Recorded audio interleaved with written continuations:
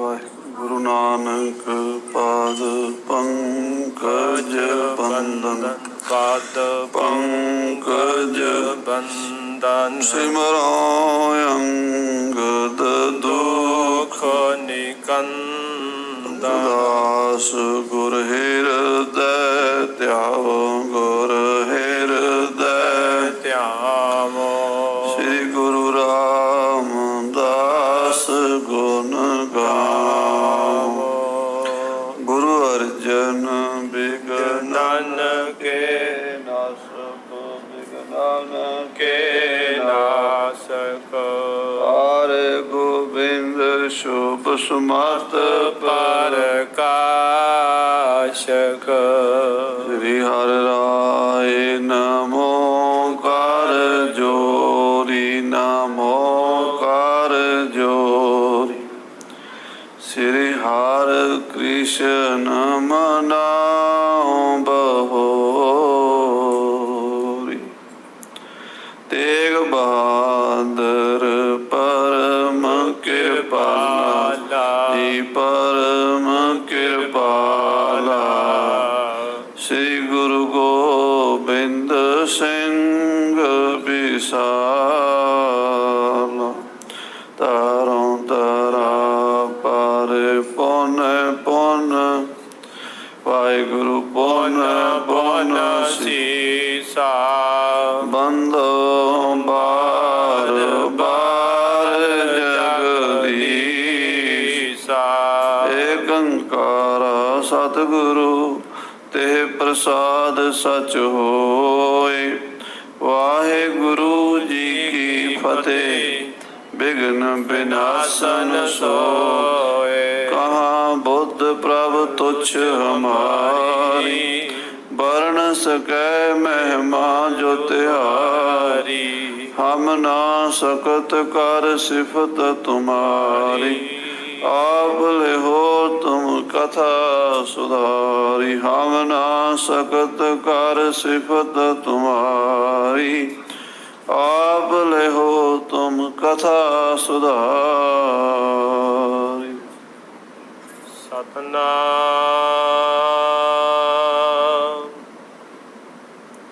ਸ੍ਰੀ ਵਾਹਿਗੁਰੂ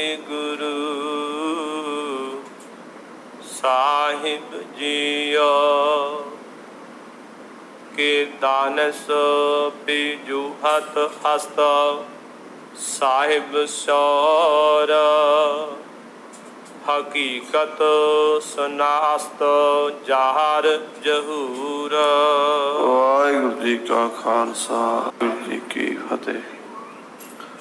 ਸਤਿਗੁਰੂ ਜੀ ਦੀ ਸਾਜੀ ਨਵਾਜੀ, ਗੁਰੂ ਰੂਪ ਗੁਰੂ ਖਾਲਸਾ ਸਾਧ ਸੰਗਤ ਮਾਈ ਭਾਈ। ਆਪ ਜੀ ਗੁਰੂ ਮਹਾਰਾਜ ਜੀ ਦੀ ਗੋਦ ਦਾ ਆਨੰਦ ਮਾਣ ਰਹੇ ਹੋ। ਸੱਚੇ ਪਾਤਸ਼ਾਹ ਨੇ ਸਾਡੇ ਵਾਸਤੇ ਇਸ ਧਰਤੀ ਤੇ ਸੱਚਖੰਡ ਬਣਾਇਆ।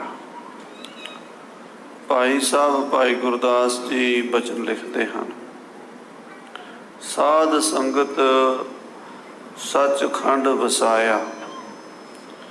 ਗੁਰੂ ਨਾਨਕ ਦੇਵ ਜੀ ਨੇ ਜੋ ਸੱਚਖੰਡ ਦਾ ਨਜ਼ਾਰਾ ਹੈ ਉਹ ਆਮ ਲੋਕਾਂ ਨੂੰ ਵੀ ਮਿਲ ਜਾਵੇ, ਸਾਰਿਆਂ ਦਾ ਭਲਾ ਹੋ ਜਾਵੇ, ਸਾਰੇ ਸੱਚਖੰਡ ਦੇ ਨਜ਼ਾਰਿਆਂ ਦਾ ਆਨੰਦ ਮਾਣ ਸਕਣ। ਗੁਰੂ ਸਾਹਿਬ ਧਰਤੀ ਤੇ ਆ ਕੇ ਸਾਧ ਸੰਗਤ ਰੂਪੀ ਸੱਚਖੰਡ ਵਸਾ ਦਿੱਤਾ। ਸਾਧ ਸੰਗਤ ਜੀ ਭਾਈ ਸਾਹਿਬ ਹੋਰ ਵੀ ਬਚਨ ਲਿਖਦੇ ਨੇ। ਉਹ ਕਹਿੰਦੇ ਨੇ, ਸਾਧ ਸੰਗਤ ਸੱਚਖੰਡ ਜਗਮਗ ਨੂਰ ਹੈ। ਸਾਧ ਸੰਗਤ ਸੱਚਖੰਡ ਜਗਮਗ ਨੂਰ ਹੈ। ਲਖ ਸ਼ਿਸ਼ਿਰ ਲਖ ਭਾਨ, ਕਿਰਨ ਠਰੂਰ ਹੈ।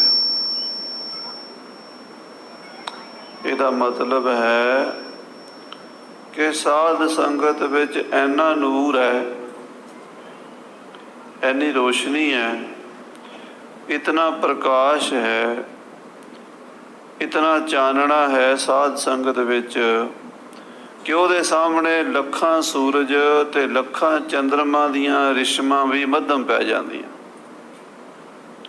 ਲੱਖਾਂ ਸੂਰਜਾਂ ਦੀਆਂ ਕਿਰਨਾਂ ਤੇ ਲੱਖਾਂ ਚੰਦਰਮਾ ਦੀਆਂ ਰਿਸ਼ਮਾਂ ਪ੍ਰਕਾਸ਼ ਕਰਨ ਵਾਲੀਆਂ, ਸਾਧ ਸੰਗਤ ਦੇ ਸਾਹਮਣੇ ਮੱਧਮ, ਲੱਖ ਸ਼ਿਸ਼ਿਅਰ, ਸ਼ਿਸ਼ਿਅਰ ਕਹਿੰਦੇ ਨੇ ਚੰਦਰਮਾ ਨੂੰ, ਲੱਖ ਭਾਨ, ਭਾਨ ਕਹਿੰਦੇ ਨੇ ਸੂਰਜ ਨੂੰ, ਲੱਖਾਂ ਸੂਰਜ ਤੇ ਲੱਖਾਂ ਚੰਦਰਮਾ, ਉਹਨਾਂ ਦੀਆਂ ਕਿਰਨਾਂ। ਆਹ ਜਿਹੜਾ ਨੂਰ ਹੈ, ਗੁਰੂ ਕੇ ਚਰਨਾਂ ਵਿੱਚ ਬੈਠ ਕੇ ਜੋ ਬਾਣੀ ਦਾ ਨੂਰ ਮਿਲਦਾ ਹੈ, ਜਿਹੜਾ ਗੁਰਬਾਣੀ ਦਾ ਕੀਰਤਨ ਸੁਣ ਕੇ ਜਾਂ ਗੁਰਬਾਣੀ ਦੀ ਕਥਾ ਸੁਣ ਕੇ ਗਿਆਨ ਮਿਲਦਾ, ਉਹਦੇ ਸਾਹਮਣੇ ਉਹ ਮੱਧਮ ਹੈ। ਜੇ 100 ਚੰਦਾ ਉਗਵ ਹੈ, ਸੂਰਜ ਚੜ੍ਹੈ ਹਜ਼ਾਰ, 100 ਚੰਦਰਮਾ ਹੋਣ ਤੇ ਹਜ਼ਾਰਾਂ ਸੂਰਜ ਹੋਣ, ਇੱਥੇ ਚਾਨਣ ਹੁੰਦਿਆਂ ਗੁਰਬਿਨ ਘੋਰ ਅੰਧਾਰ, ਫਿਰ ਵੀ ਬੰਦਾ ਤੇ ਹਨੇਰੇ ਵਿੱਚ ਹੀ ਹੈ ਨਾ। ਉਹਦੇ ਅੰਦਰ ਦੇ ਸ਼ੰਕੇ ਮਿਟੇ ਕੋਈ ਨਹੀਂ, ਉਹਦਾ ਭਰਮ ਨਹੀਂ ਟੁੱਟਾ। ਇਸ ਸੰਸਾਰ ਦੇ ਵਿੱਚ ਸਭ ਤੋਂ ਦੁੱਖ ਦੇਣ ਵਾਲੀ ਚੀਜ਼ ਭਰਮ ਹੈ। ਦੁੱਖ ਤੋਂ ਵੱਡਾ, ਭਰਮ ਤੋਂ ਵੱਡਾ ਕੋਈ ਦੁੱਖ ਨਹੀਂ। ਆਖੋ ਸਤਿਨਾਮ ਸ੍ਰੀ ਵਾਹਿਗੁਰੂ। ਭਰਮ ਦੇ ਵਿੱਚ ਰੱਸੀ ਸੱਪ ਦਿਸਦੀ ਹੈ ਤੇ ਬੰਦਾ ਡਰ ਡਰ ਕੇ ਮਰੀ ਜਾਂਦਾ। ਜਦੋਂ ਉਹ ਬੰਦੇ ਦੇ ਸਾਹਮਣੇ ਪ੍ਰਕਾਸ਼ ਕਰ ਦਈਏ, ਰੋਸ਼ਨੀ ਕਰ ਦਈਏ, ਰੱਸੀ ਦਾ ਪ੍ਰਤੱਖ ਗਿਆਨ ਹੋ ਜਾਵੇ, ਸੱਪ ਦਾ ਭਰਮ ਨਿਕਲ ਜਾਂਦਾ ਹੈ। ਇਹ ਸੰਸਾਰ ਦੇ ਵਿੱਚ ਕਹਿੰਦੇ ਹਰ ਬਿਮਾਰੀ ਦਾ ਇਲਾਜ ਹੈ, ਵਹਿਮ ਦਾ ਕੋਈ ਇਲਾਜ ਨਹੀਂ, ਭਰਮ ਦਾ ਕੋਈ ਇਲਾਜ ਨਹੀਂ। ਕੋਈ ਦਵਾਈ ਨਹੀਂ ਬਣੀ, ਕੋਈ ਐਸੀ ਡੋਜ਼ ਡਾਕਟਰ ਦਵੇ ਵੀ ਭਰਮ ਨਿਕਲ ਜਾਵੇ। ਡਾਕਟਰ ਆਪ ਵਿਚਾਰੇ ਕਈ ਵਾਰੀ ਭਰਮ 'ਚ ਬਿਮਾਰ ਹੋ ਜਾਂਦੇ ਆ, ਉਹਨਾਂ ਨੂੰ ਦਵਾਈ ਨਹੀਂ ਲੱਭਦੀ। ਸੰਸਾਰ ਦੇ ਸਾਰੇ ਭਰਮਾਂ ਦਾ ਨਾਸ ਗੁਰੂ ਸਾਹਿਬ ਦੀ ਬਾਣੀ ਕਰਦੀ ਹੈ। ਆਖੋ ਸਤਿਨਾਮ ਸ੍ਰੀ ਵਾਹਿਗੁਰੂ। ਉਤਰ ਗਿਆ ਮੇਰੇ ਮਨ ਕਾ ਸੰਸਾ, ਜਬ ਤੇ ਦਰਸ਼ਨ ਪਾਇਆ। ਜਦੋਂ ਅਸੀਂ ਗੁਰੂ ਸਾਹਿਬ ਦੇ ਦਰਸ਼ਨ ਕਰਦੇ ਹਾਂ, ਗੁਰਬਾਣੀ ਪੜ੍ਹਦੇ ਹਾਂ, ਸੰਗਤ 'ਚ ਆਉਂਦੇ ਹਾਂ, ਉਦੋਂ ਸਾਡਾ ਭਰਮ ਭੁਲੇਖਾ ਮਿਟਦਾ ਹੈ ਤੇ ਫਿਰ ਸ਼ਾਂਤੀ ਮਿਲਦੀ ਹੈ, ਸੁੱਖ ਮਿਲਦਾ ਹੈ, ਸਕੂਨ ਮਿਲਦਾ ਹੈ।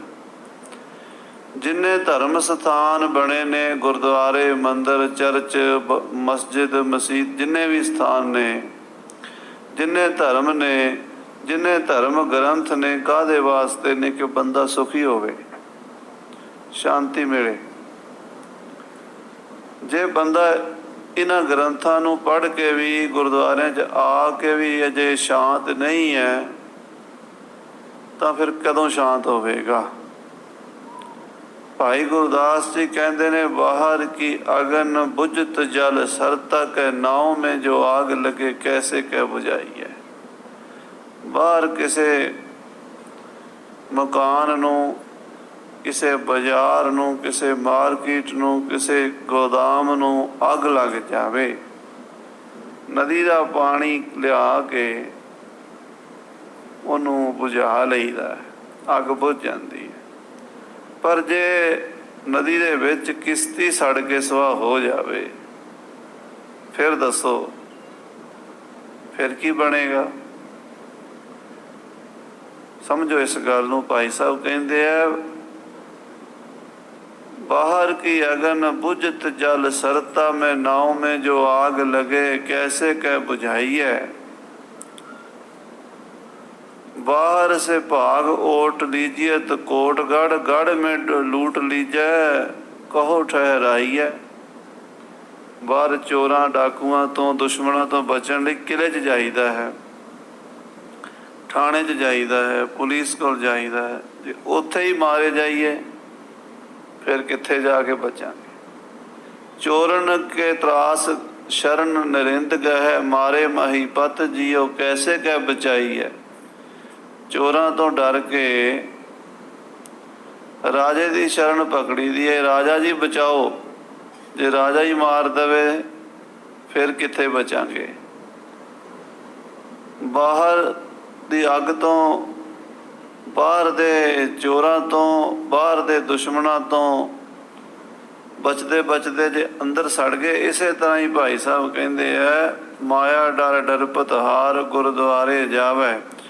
ਗੁਰੂ ਦੇ ਦੁਆਰੇ ਤੇ ਉਦੋਂ ਬੰਦਾ ਜਾਂਦਾ ਜਦੋਂ ਬਾਹਰ ਦੇ ਭਰਮ ਭੁਲੇਖੇ ਦੁਖੀ ਕਰਦੇ ਨੇ। ਬਾਹਰ ਦੇ ਸੰਸੇ ਮਿਟਾਉਣ ਲਈ ਗੁਰੂ ਘਰ ਜਾਈਦਾ। ਜੇ ਗੁਰੂ ਘਰ ਜਾ ਕੇ ਵੀ ਸੰਸਾ ਨਾ ਮਿਟਿਆ ਫਿਰ ਕਿੱਥੇ ਮਿਟੇਗਾ। ਮਾਇਆ ਡਰ ਡਰਪਤ ਹਾਰ ਗੁਰਦੁਆਰੇ ਜਾਵੇ, ਤਹਾਂ ਜੋ ਵਿਆਪੈ ਮਾਇਆ ਕਹਾਂ ਠਹਿਰਾਈ ਹੈ। ਇੱਥੇ ਆ ਕੇ ਸਾਡਾ ਮਨ ਸ਼ਾਂਤ ਹੋਣਾ ਚਾਹੀਦਾ ਹੈ, ਗੁਰੂ ਦੀ ਬਾਣੀ ਨਾਲ ਪਿਆਰ ਹੋਣਾ ਚਾਹੀਦਾ ਹੈ, ਤਾਂ ਹੀ ਬੰਦਾ ਸੁਖੀ ਹੋ ਸਕਦਾ ਹੈ। ਸੰਸਾਰ ਦੇ ਵਿੱਚ ਦੋ ਸ਼ਕਤੀਆਂ ਨੇ, ਨੇਕੀ ਤੇ ਬਦੀ। ਬਦੀ ਬੰਦੇ ਨੂੰ ਦੁੱਖ ਦਿੰਦੀ ਹੈ, ਨੇਕੀ ਸੁੱਖ ਦਿੰਦੀ ਹੈ। ਬਦੀ ਹਮੇਸ਼ਾ ਪੈਰ ਪਸਾਰਦੀ ਹੈ ਵੀ ਇਹ ਬੰਦਾ ਸੁਖੀ ਨਾ ਹੋਵੇ। ਨੇਕੀ ਹਮੇਸ਼ਾ ਯਤਨ ਕਰਦੀ ਹੈ ਕਿ ਸਾਰੇ ਸੁਖੀ ਹੋ ਜਾਣ। ਇਸੇ ਕਰਕੇ ਇਹਨਾਂ ਦਾ ਜੰਗ ਹੁੰਦਾ ਹੈ। ਔਰੰਗਜ਼ੇਬ ਦਾ ਤੇ ਗੁਰੂ ਸਾਹਿਬ ਦਾ ਕੋਈ ਜਾਤੀ ਵੈਰ ਨਹੀਂ ਹੈ, ਪਰ ਨੇਕੀ ਬਦੀ ਦਾ ਝਗੜਾ ਹੈ। ਦਸਮ ਪਾਤਸ਼ਾਹ ਜੀ ਲਿਖਦੇ ਨੇ ਚੰਡੀ ਚਰਿੱਤਰ ਵਿੱਚ ਕਿ ਅਕਾਲ ਪੁਰਖ ਬੈਰ ਵਢਾਏ, ਲੜਾਏ ਸੁਰਾਸੁਰ ਆਪਹਿ ਦੇਖਤ ਬੈਠ ਤਮਾਸ਼ਾ। ਚੰਗੇ ਦੇ ਮਾੜਿਆਂ ਵਿੱਚ ਵੈਰ ਪਾ ਦਿੰਦਾ ਹੈ ਤੇ ਉਹਨਾਂ ਦਾ ਤਮਾਸ਼ਾ ਵੇਖਦਾ, ਉਹ ਲੜਦੇ ਰਹਿੰਦੇ। ਅਨਾਦਿ ਕਾਲ ਤੋਂ ਇਹ ਖੇਡ ਚਲੀ ਆ ਰਹੀ ਹੈ, ਅੱਜ ਦੀ ਨਹੀਂ ਹੈ। ਔਰੰਗਜ਼ੇਬ ਨੇ ਜੋ ਜ਼ੁਲਮ ਕੀਤੇ ਹਨ, ਅਤਿਆਚਾਰ ਕੀਤੇ ਹਨ, ਪਾਪ ਕੀਤੇ ਹਨ, ਉਹਨਾਂ ਦਾ ਭਾਂਡਾ ਭੰਨਣ ਲਈ ਕਲਗੀਧਰ ਕਲਮ ਚੁੱਕ ਲਈ ਹੈ। ਪਹਿਲਾਂ ਕਿਰਪਾਨ ਵਾਹੀ ਹੈ, ਹੁਣ ਕਲਮ ਵਾਹ ਰਹੇ ਨੇ।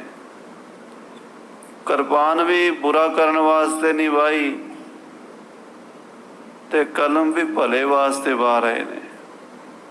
ਕਿਰਪਾਨ ਵੀ ਤੇ ਕਲਮ ਭਲੇ ਵਾਸਤੇ ਚੱਲੀ ਹੈ ਗੁਰੂ ਸਾਹਿਬ ਦੀ, ਬੁਰਾ ਨਹੀਂ। ਨਾਨਕ ਨਾਮ ਚੜ੍ਹਦੀ ਕਲਾ, ਤੇਰੇ ਭਾਣੇ ਸਰਬੱਤ ਦਾ ਭਲਾ। ਸਭ ਦਾ ਭਲਾ ਹੀ ਗੁਰੂ ਸਾਹਿਬ ਦਾ ਮਕਸਦ ਹੈ। ਸਤਿਗੁਰੂ ਸਭਨਾਂ ਦਾ ਭਲਾ ਮਨਾਏਂਦਾ, ਤੇ ਇਸ ਦਾ ਬੁਰਾ ਕਿਉਂ ਹੋਵੇ। ਹੁਣ ਮਹਾਰਾਜ ਪਰਮਾਤਮਾ ਦੇ ਵਾਹਿਗੁਰੂ ਦੇ ਗੁਣ ਔਰੰਗਜ਼ੇਬ ਨੂੰ ਪਹਿਲਾਂ ਸੁਣਾਏ, ਕਿਉਂਕਿ ਪਰਮਾਤਮਾ ਦੀ ਉਸਤਤ ਕਰਨੀ ਜ਼ਰੂਰੀ ਹੈ ਹਰ ਕੰਮ ਤੋਂ ਪਹਿਲਾਂ। ਕੋਈ ਵੀ ਕੰਮ ਕਰਨਾ, ਤੁਸੀਂ ਸਭ ਤੋਂ ਪਹਿਲਾਂ ਪਰਮੇਸ਼ਰ ਨੂੰ ਯਾਦ ਕਰੋ, ਉਹਦੇ ਗੁਣਾਂ ਨੂੰ ਯਾਦ ਕਰੋ, ਤੁਹਾਡਾ ਕੰਮ ਸਫਲ ਹੋਵੇਗਾ। ਜੇ ਕੰਮ ਦੇ ਵਿੱਚ ਰੱਬ ਨੂੰ ਯਾਦ ਨਹੀਂ ਕੀਤਾ ਤੇ ਉਹ ਕੰਮ ਸਫਲ ਨਹੀਂ ਹੋਵੇਗਾ। ਉਹਦੇ 'ਚ ਕੋਈ ਨਾ ਕੋਈ ਵਿਘਨ ਪੈ ਜਾਏਗਾ, ਕੋਈ ਨਾ ਕੋਈ ਰੁਕਾਵਟ ਪੈ ਜਾਏਗੀ। ਇਸੇ ਕਰਕੇ ਸਾਹਿਬ ਕਹਿੰਦੇ ਨੇ, ਕੀਤਾ ਲੋੜੀਐ ਕੰਮ ਸੋ ਹਰਿ ਪਹਿ ਆਖੀਐ, ਕਾਰਜ ਦੇ ਸਵਾਰ ਸਤਿਗੁਰ ਸੱਚ ਸਾਖੀਐ। ਸੋ ਮਹਾਰਾਜ ਕਲਗੀਧਰ ਸੱਚੇ ਪਾਤਸ਼ਾਹ ਉਸ ਪ੍ਰਭੂ ਦੀਆਂ ਉਸਤਾਂ ਦੱਸ ਕੇ ਅੱਜ ਔਰੰਗਜ਼ੇਬ ਨੂੰ ਥੋੜ੍ਹੀਆਂ ਖਰੀਆਂ ਸੁਣਾਉਣ ਲੱਗੇ। ਸੁਣੋ ਪਿਆਰ ਨਾਲ, ਆਖੋ ਸਤਿਨਾਮ ਵਾਹਿਗੁਰੂ ਸਾਹਿਬ ਜੀ, ਸਤਿਨਾਮ ਸ੍ਰੀ ਵਾਹਿਗੁਰੂ ਸਾਹਿਬ ਜੀ। ਕੇ ਦਾਨਸ ਪੀਜੂ ਹਸਤ ਸਾਹਿਬ ਸੌਰ। ਮਹਾਰਾਜ ਕਹਿੰਦੇ ਜਿਹੜਾ ਵਾਹਿਗੁਰੂ ਪਰਮਾਤਮਾ ਹੈ ਨਾ, ਉਹ ਸਿਆਣਿਆਂ ਨੂੰ ਲੱਭਦਾ ਰਹਿੰਦਾ ਹੈ, ਯਾਨੀ ਗਿਆਨ ਦੀ ਕਦਰ ਕਰਦਾ। ਆਖੋ ਸਤਿਨਾਮ ਸ੍ਰੀ। ਉਹ ਗਿਆਨ ਦੀ ਕਦਰ ਕਰਦਾ, ਸਮਝਦਾਰ ਬੰਦੇ ਨੂੰ ਕੋਲ ਬਿਠਾਉਂਦਾ, ਉਹਨੂੰ ਹੋਰ ਸਮਝ ਦਿੰਦਾ, ਉਹਦੇ ਤੇ ਸਿਰ ਤੇ ਹੱਥ ਰੱਖਦਾ। ਨਾਨਕ ਨਿਰਗੁਣ ਗੁਣ ਕਰੇ, ਗੁਣਵੰਤਿਆ ਗੁਣ ਦੇ।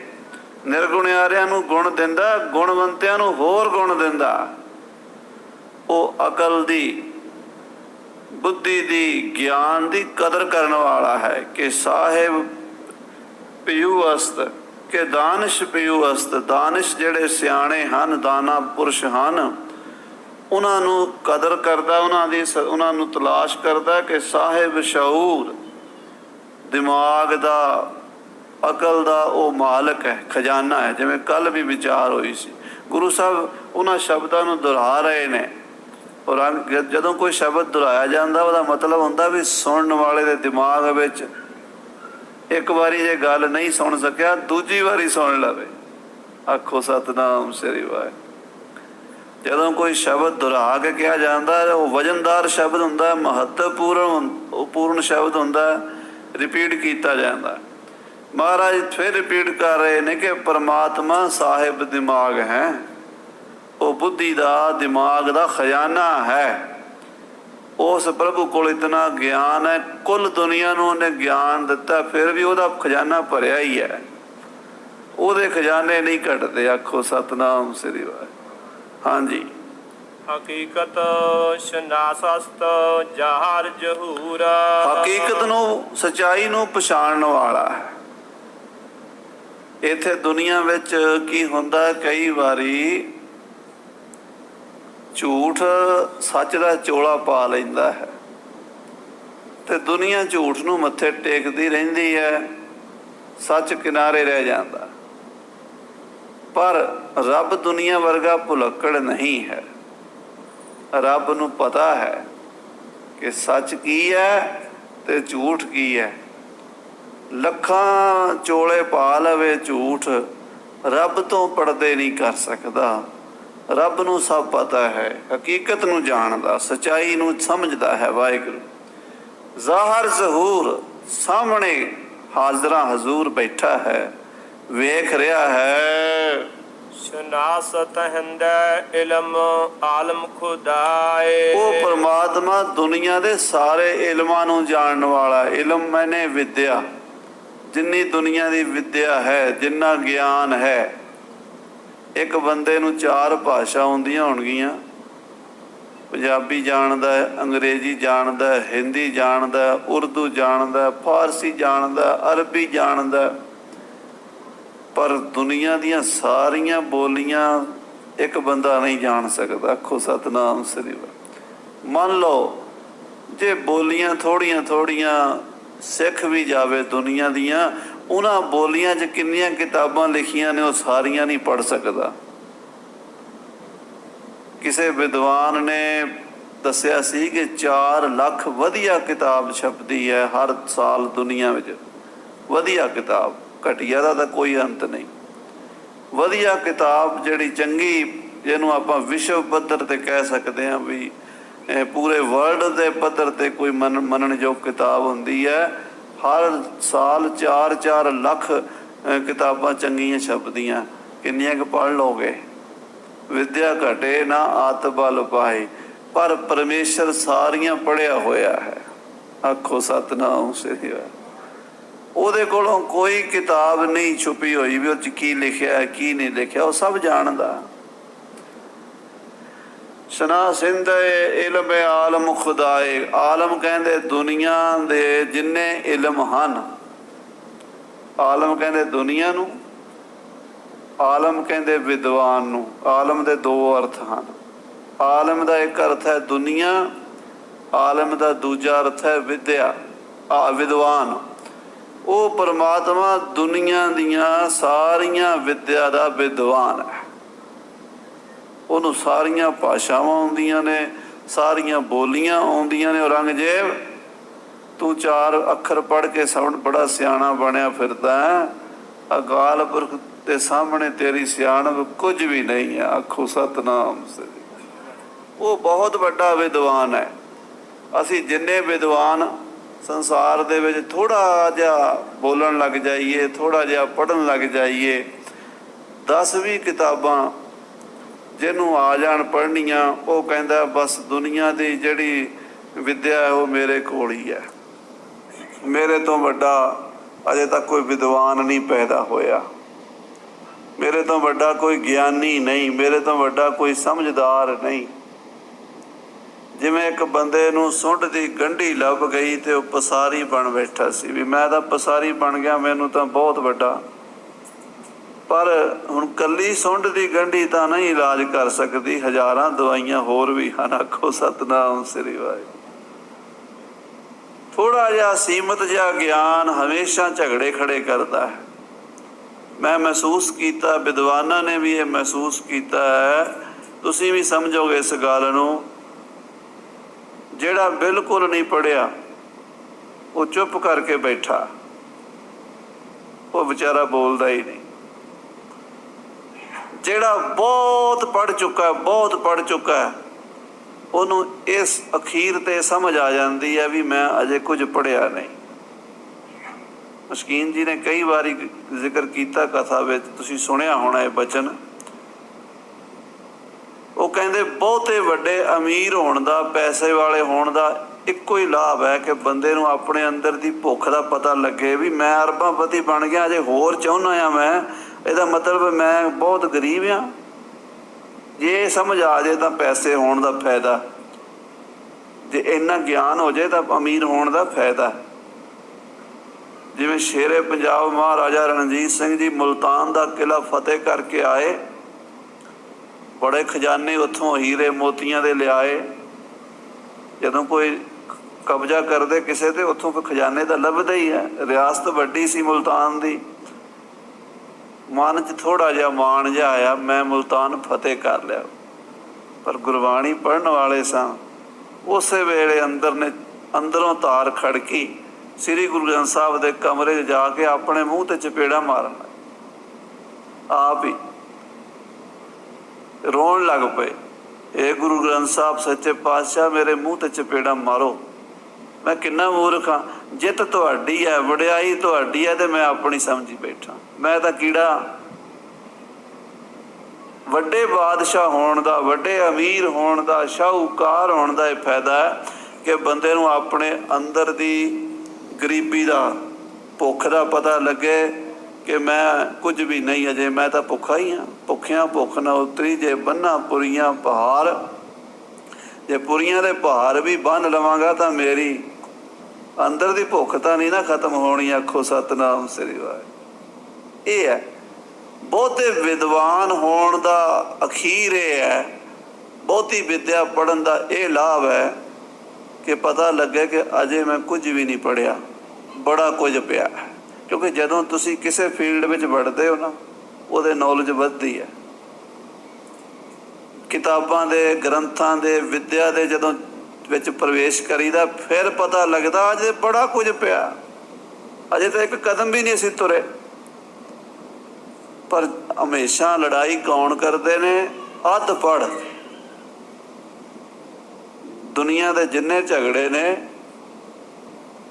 ਉਹ ਅਨਪੜ੍ਹਾਂ ਨੇ ਨਹੀਂ ਸ਼ੁਰੂ ਕੀਤੇ, ਤੇ ਪੜ੍ਹੇ ਲਿਖਿਆਂ ਨੇ ਤਾਂ ਕਰਨੇ ਹੀ ਕੀ ਨੇ, ਉਹ ਤਾਂ ਪੜ੍ਹੇ ਲਿਖੇ ਨੇ। ਝਗੜੇ ਸਾਰੇ ਅੱਧ ਪੜ੍ਹ ਕਰਦੇ ਨੇ। ਅੱਧਾ ਪੜ੍ਹਨਾ, ਲਿਟਲ ਨੌਲੇਜ, ਥੋੜ੍ਹਾ ਜਿਹਾ ਗਿਆਨ ਹੋ ਜਾਣਾ ਤੇ ਜ਼ਿਆਦਾ ਸਮਝ ਲੈਣਾ, ਉੱਥੇ ਹੁੰਦੀ ਹੈ ਲੜਾਈ, ਉੱਥੇ ਹੁੰਦਾ ਝਗੜਾ। ਉਹ ਕਹਿੰਦਾ ਜੋ ਮੈਂ ਸੁਣਿਆ, ਜੋ ਮੈਂ ਪੜ੍ਹਿਆ, ਜੋ ਮੈਂ ਸਮਝਿਆ, ਉਸ ਤੋਂ ਅੱਗੇ ਗਿਆਨ ਨਹੀਂ। ਇਹ ਸਭ ਦੁਨੀਆ ਗਲਤ ਹੈ, ਮੈਂ ਠੀਕ ਹਾਂ। ਗੁਰੂ ਸਾਹਿਬ ਕਹਿੰਦੇ ਔਰੰਗਜ਼ੇਬ ਇਹ ਤੇਰਾ ਭੁਲੇਖਾ ਹੈ। ਉਹ ਅਕਾਲ ਪੁਰਖ ਇਲਮ ਦਾ ਖਜ਼ਾਨਾ ਹੈ, ਉਹ ਸਾਰੀ ਵਿੱਦਿਆ ਜਾਣਦਾ, ਤੂੰ ਅਜੇ ਕੁਛ ਵੀ ਨਹੀਂ ਜਾਣਦਾ। ਔਰੰਗਜ਼ੇਬ ਦਾ ਗਿਆਨ ਇਹ ਕਹਿੰਦਾ ਸੀ ਸਾਰੀ ਦੁਨੀਆ ਮੁਸਲਮਾਨ ਬਣ ਜਾਏ, ਜੰਨਤ ਨੂੰ ਚਲੀ ਜਾਏਗੀ। ਇਹੀ ਗਿਆਨ ਸੀ, ਹੋਰ ਕੀ ਸੀ। ਮਹਾਰਾਜ ਕਹਿੰਦੇ ਤੇਰੇ ਘਰ ਦੇ ਵਿੱਚ ਕਲਾ ਕਲੇਸ਼, ਭਰਾ ਤੇ ਤੂੰ ਮਾਰਤੇ, ਪਿਓ ਤੂੰ ਮਾਰਤਾ, ਉਹ ਸਾਰੇ ਜੰਨਤ ਚਲੇ ਗਏ। ਇਹ ਗੱਲ ਨਹੀਂ ਹੈ। ਹਾਂਜੀ। ਕੁਸ਼ਾਇੰਦ ਹੈ ਕਾਰ ਆਲਮ ਕੁਸ਼ਾਏ। ਉਹ ਪਰਮਾਤਮਾ ਦੁਨੀਆ ਦੇ ਹਰ ਕੰਮ ਨੂੰ ਸੌਖਾ ਕਰਨ ਵਾਲਾ ਹੈ। ਕੁਸ਼ਾਇੰਦ ਹੈ।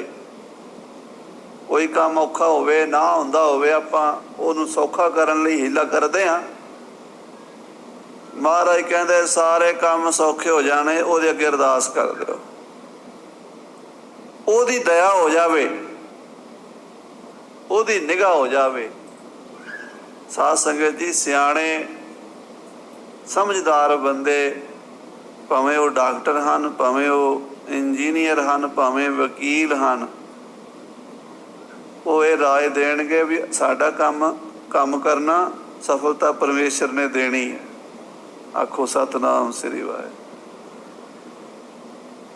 ਅਸੀਂ ਕੰਮ ਕਰ ਰਹੇ ਹਾਂ, ਜੇ ਵਾਹਿਗੁਰੂ ਨੂੰ ਭਾਇਆ ਤਾਂ ਸਫਲ ਹੋਵੇਗਾ। ਕੋਈ ਵੀ ਕੰਮ ਹੈ ਉਹਨੂੰ ਸੌਖਿਆਂ ਸਫਲ ਕਰਨ ਵਾਲਾ ਪਰਮੇਸ਼ਰ ਹੈ। ਕੁਸ਼ਾਏ ਇੰਦੇ ਕਾਰ ਆਲਮ ਕੁਸ਼ਾਏ, ਦੁਨੀਆ ਦੇ ਸਾਰੇ ਕੰਮ ਸੌਖੇ ਕਰਨ ਵਾਲਾ ਇੱਕੋ ਪਰਮੇਸ਼ਰ ਹੈ। ਗੁਜਾਰੰਦ ਹੈ ਕਾਰ ਆਲਮ ਕਬੀਰ, ਉਹ ਪਰਮਾਤਮਾ ਇਸ ਕੁੱਲ ਆਲਮ ਦੀ ਦੁਨੀਆ ਦੀ ਕਿਰਿਆ ਨੂੰ ਚਲਾਉਣ ਵਾਲਾ ਹੈ। ਕੰਮ ਕੌਣ ਚਲਾ ਰਿਹਾ? ਸਾਡੇ ਘਰਾਂ 'ਚ ਰੋਟੀ ਪੱਕਦੀ ਹੈ ਵਾਹਿਗੁਰੂ ਦੀ ਕਿਰਪਾ ਨਾਲ। ਸਾਡੇ ਸਰੀਰ ਦਾ ਸਿਸਟਮ ਚੱਲਦਾ ਵਾਹਿਗੁਰੂ ਦੀ ਕਿਰਪਾ ਨਾਲ। ਅੱਖਾਂ ਦੇਖਦੀਆਂ ਨੇ ਵਾਹਿਗੁਰੂ ਦੀ ਜੋਤ ਨਾਲ, ਕੰਨ ਸੁਣਦੇ ਨੇ ਵਾਹਿਗੁਰੂ ਦੀ ਜੋਤ ਨਾਲ, ਹੱਥ ਪਕੜਦੇ ਨੇ ਵਾਹਿਗੁਰੂ ਦੀ ਜੋਤ ਨਾਲ, ਪੈਰ ਤੁਰਦੇ ਨੇ ਵਾਹਿਗੁਰੂ ਦੀ ਜੋਤ ਨਾਲ।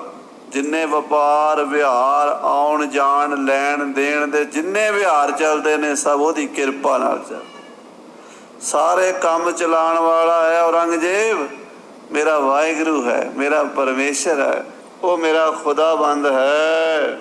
ਸ਼ਨਾਸੰਦ ਹੈ ਇਲਮ ਆਲਮ ਅਮੀਰ, ਉਹ ਪਰਮਾਤਮਾ ਸਾਰੇ ਇਲਮਾਂ ਨੂੰ ਪਛਾਣਨ ਵਾਲਾ, ਜਾਣਨ ਵਾਲਾ, ਸਭ ਤੋਂ ਵੱਡਾ। ਕਬੀਰ ਦਾ ਮਤਲਬ ਹੁੰਦਾ ਵੱਡਾ। ਹੱਕਾ ਕਬੀਰ ਕਰੀਮ ਤੋਂ ਬੇਅਬ ਪਰਵਤਗਾਰ, ਗੁਰੂ ਗ੍ਰੰਥ ਸਾਹਿਬ ਮਹਾਰਾਜ ਦੇ ਸ਼ਬਦ। ਹੱਕਾ ਕਬੀਰ ਕਰੀਮ ਤੂੰ, ਕਬੀਰ ਦਾ ਅਰਥ ਹੈ ਵੱਡਾ, ਸਭ ਤੋਂ ਵੱਡਾ ਉਹ ਹੈ।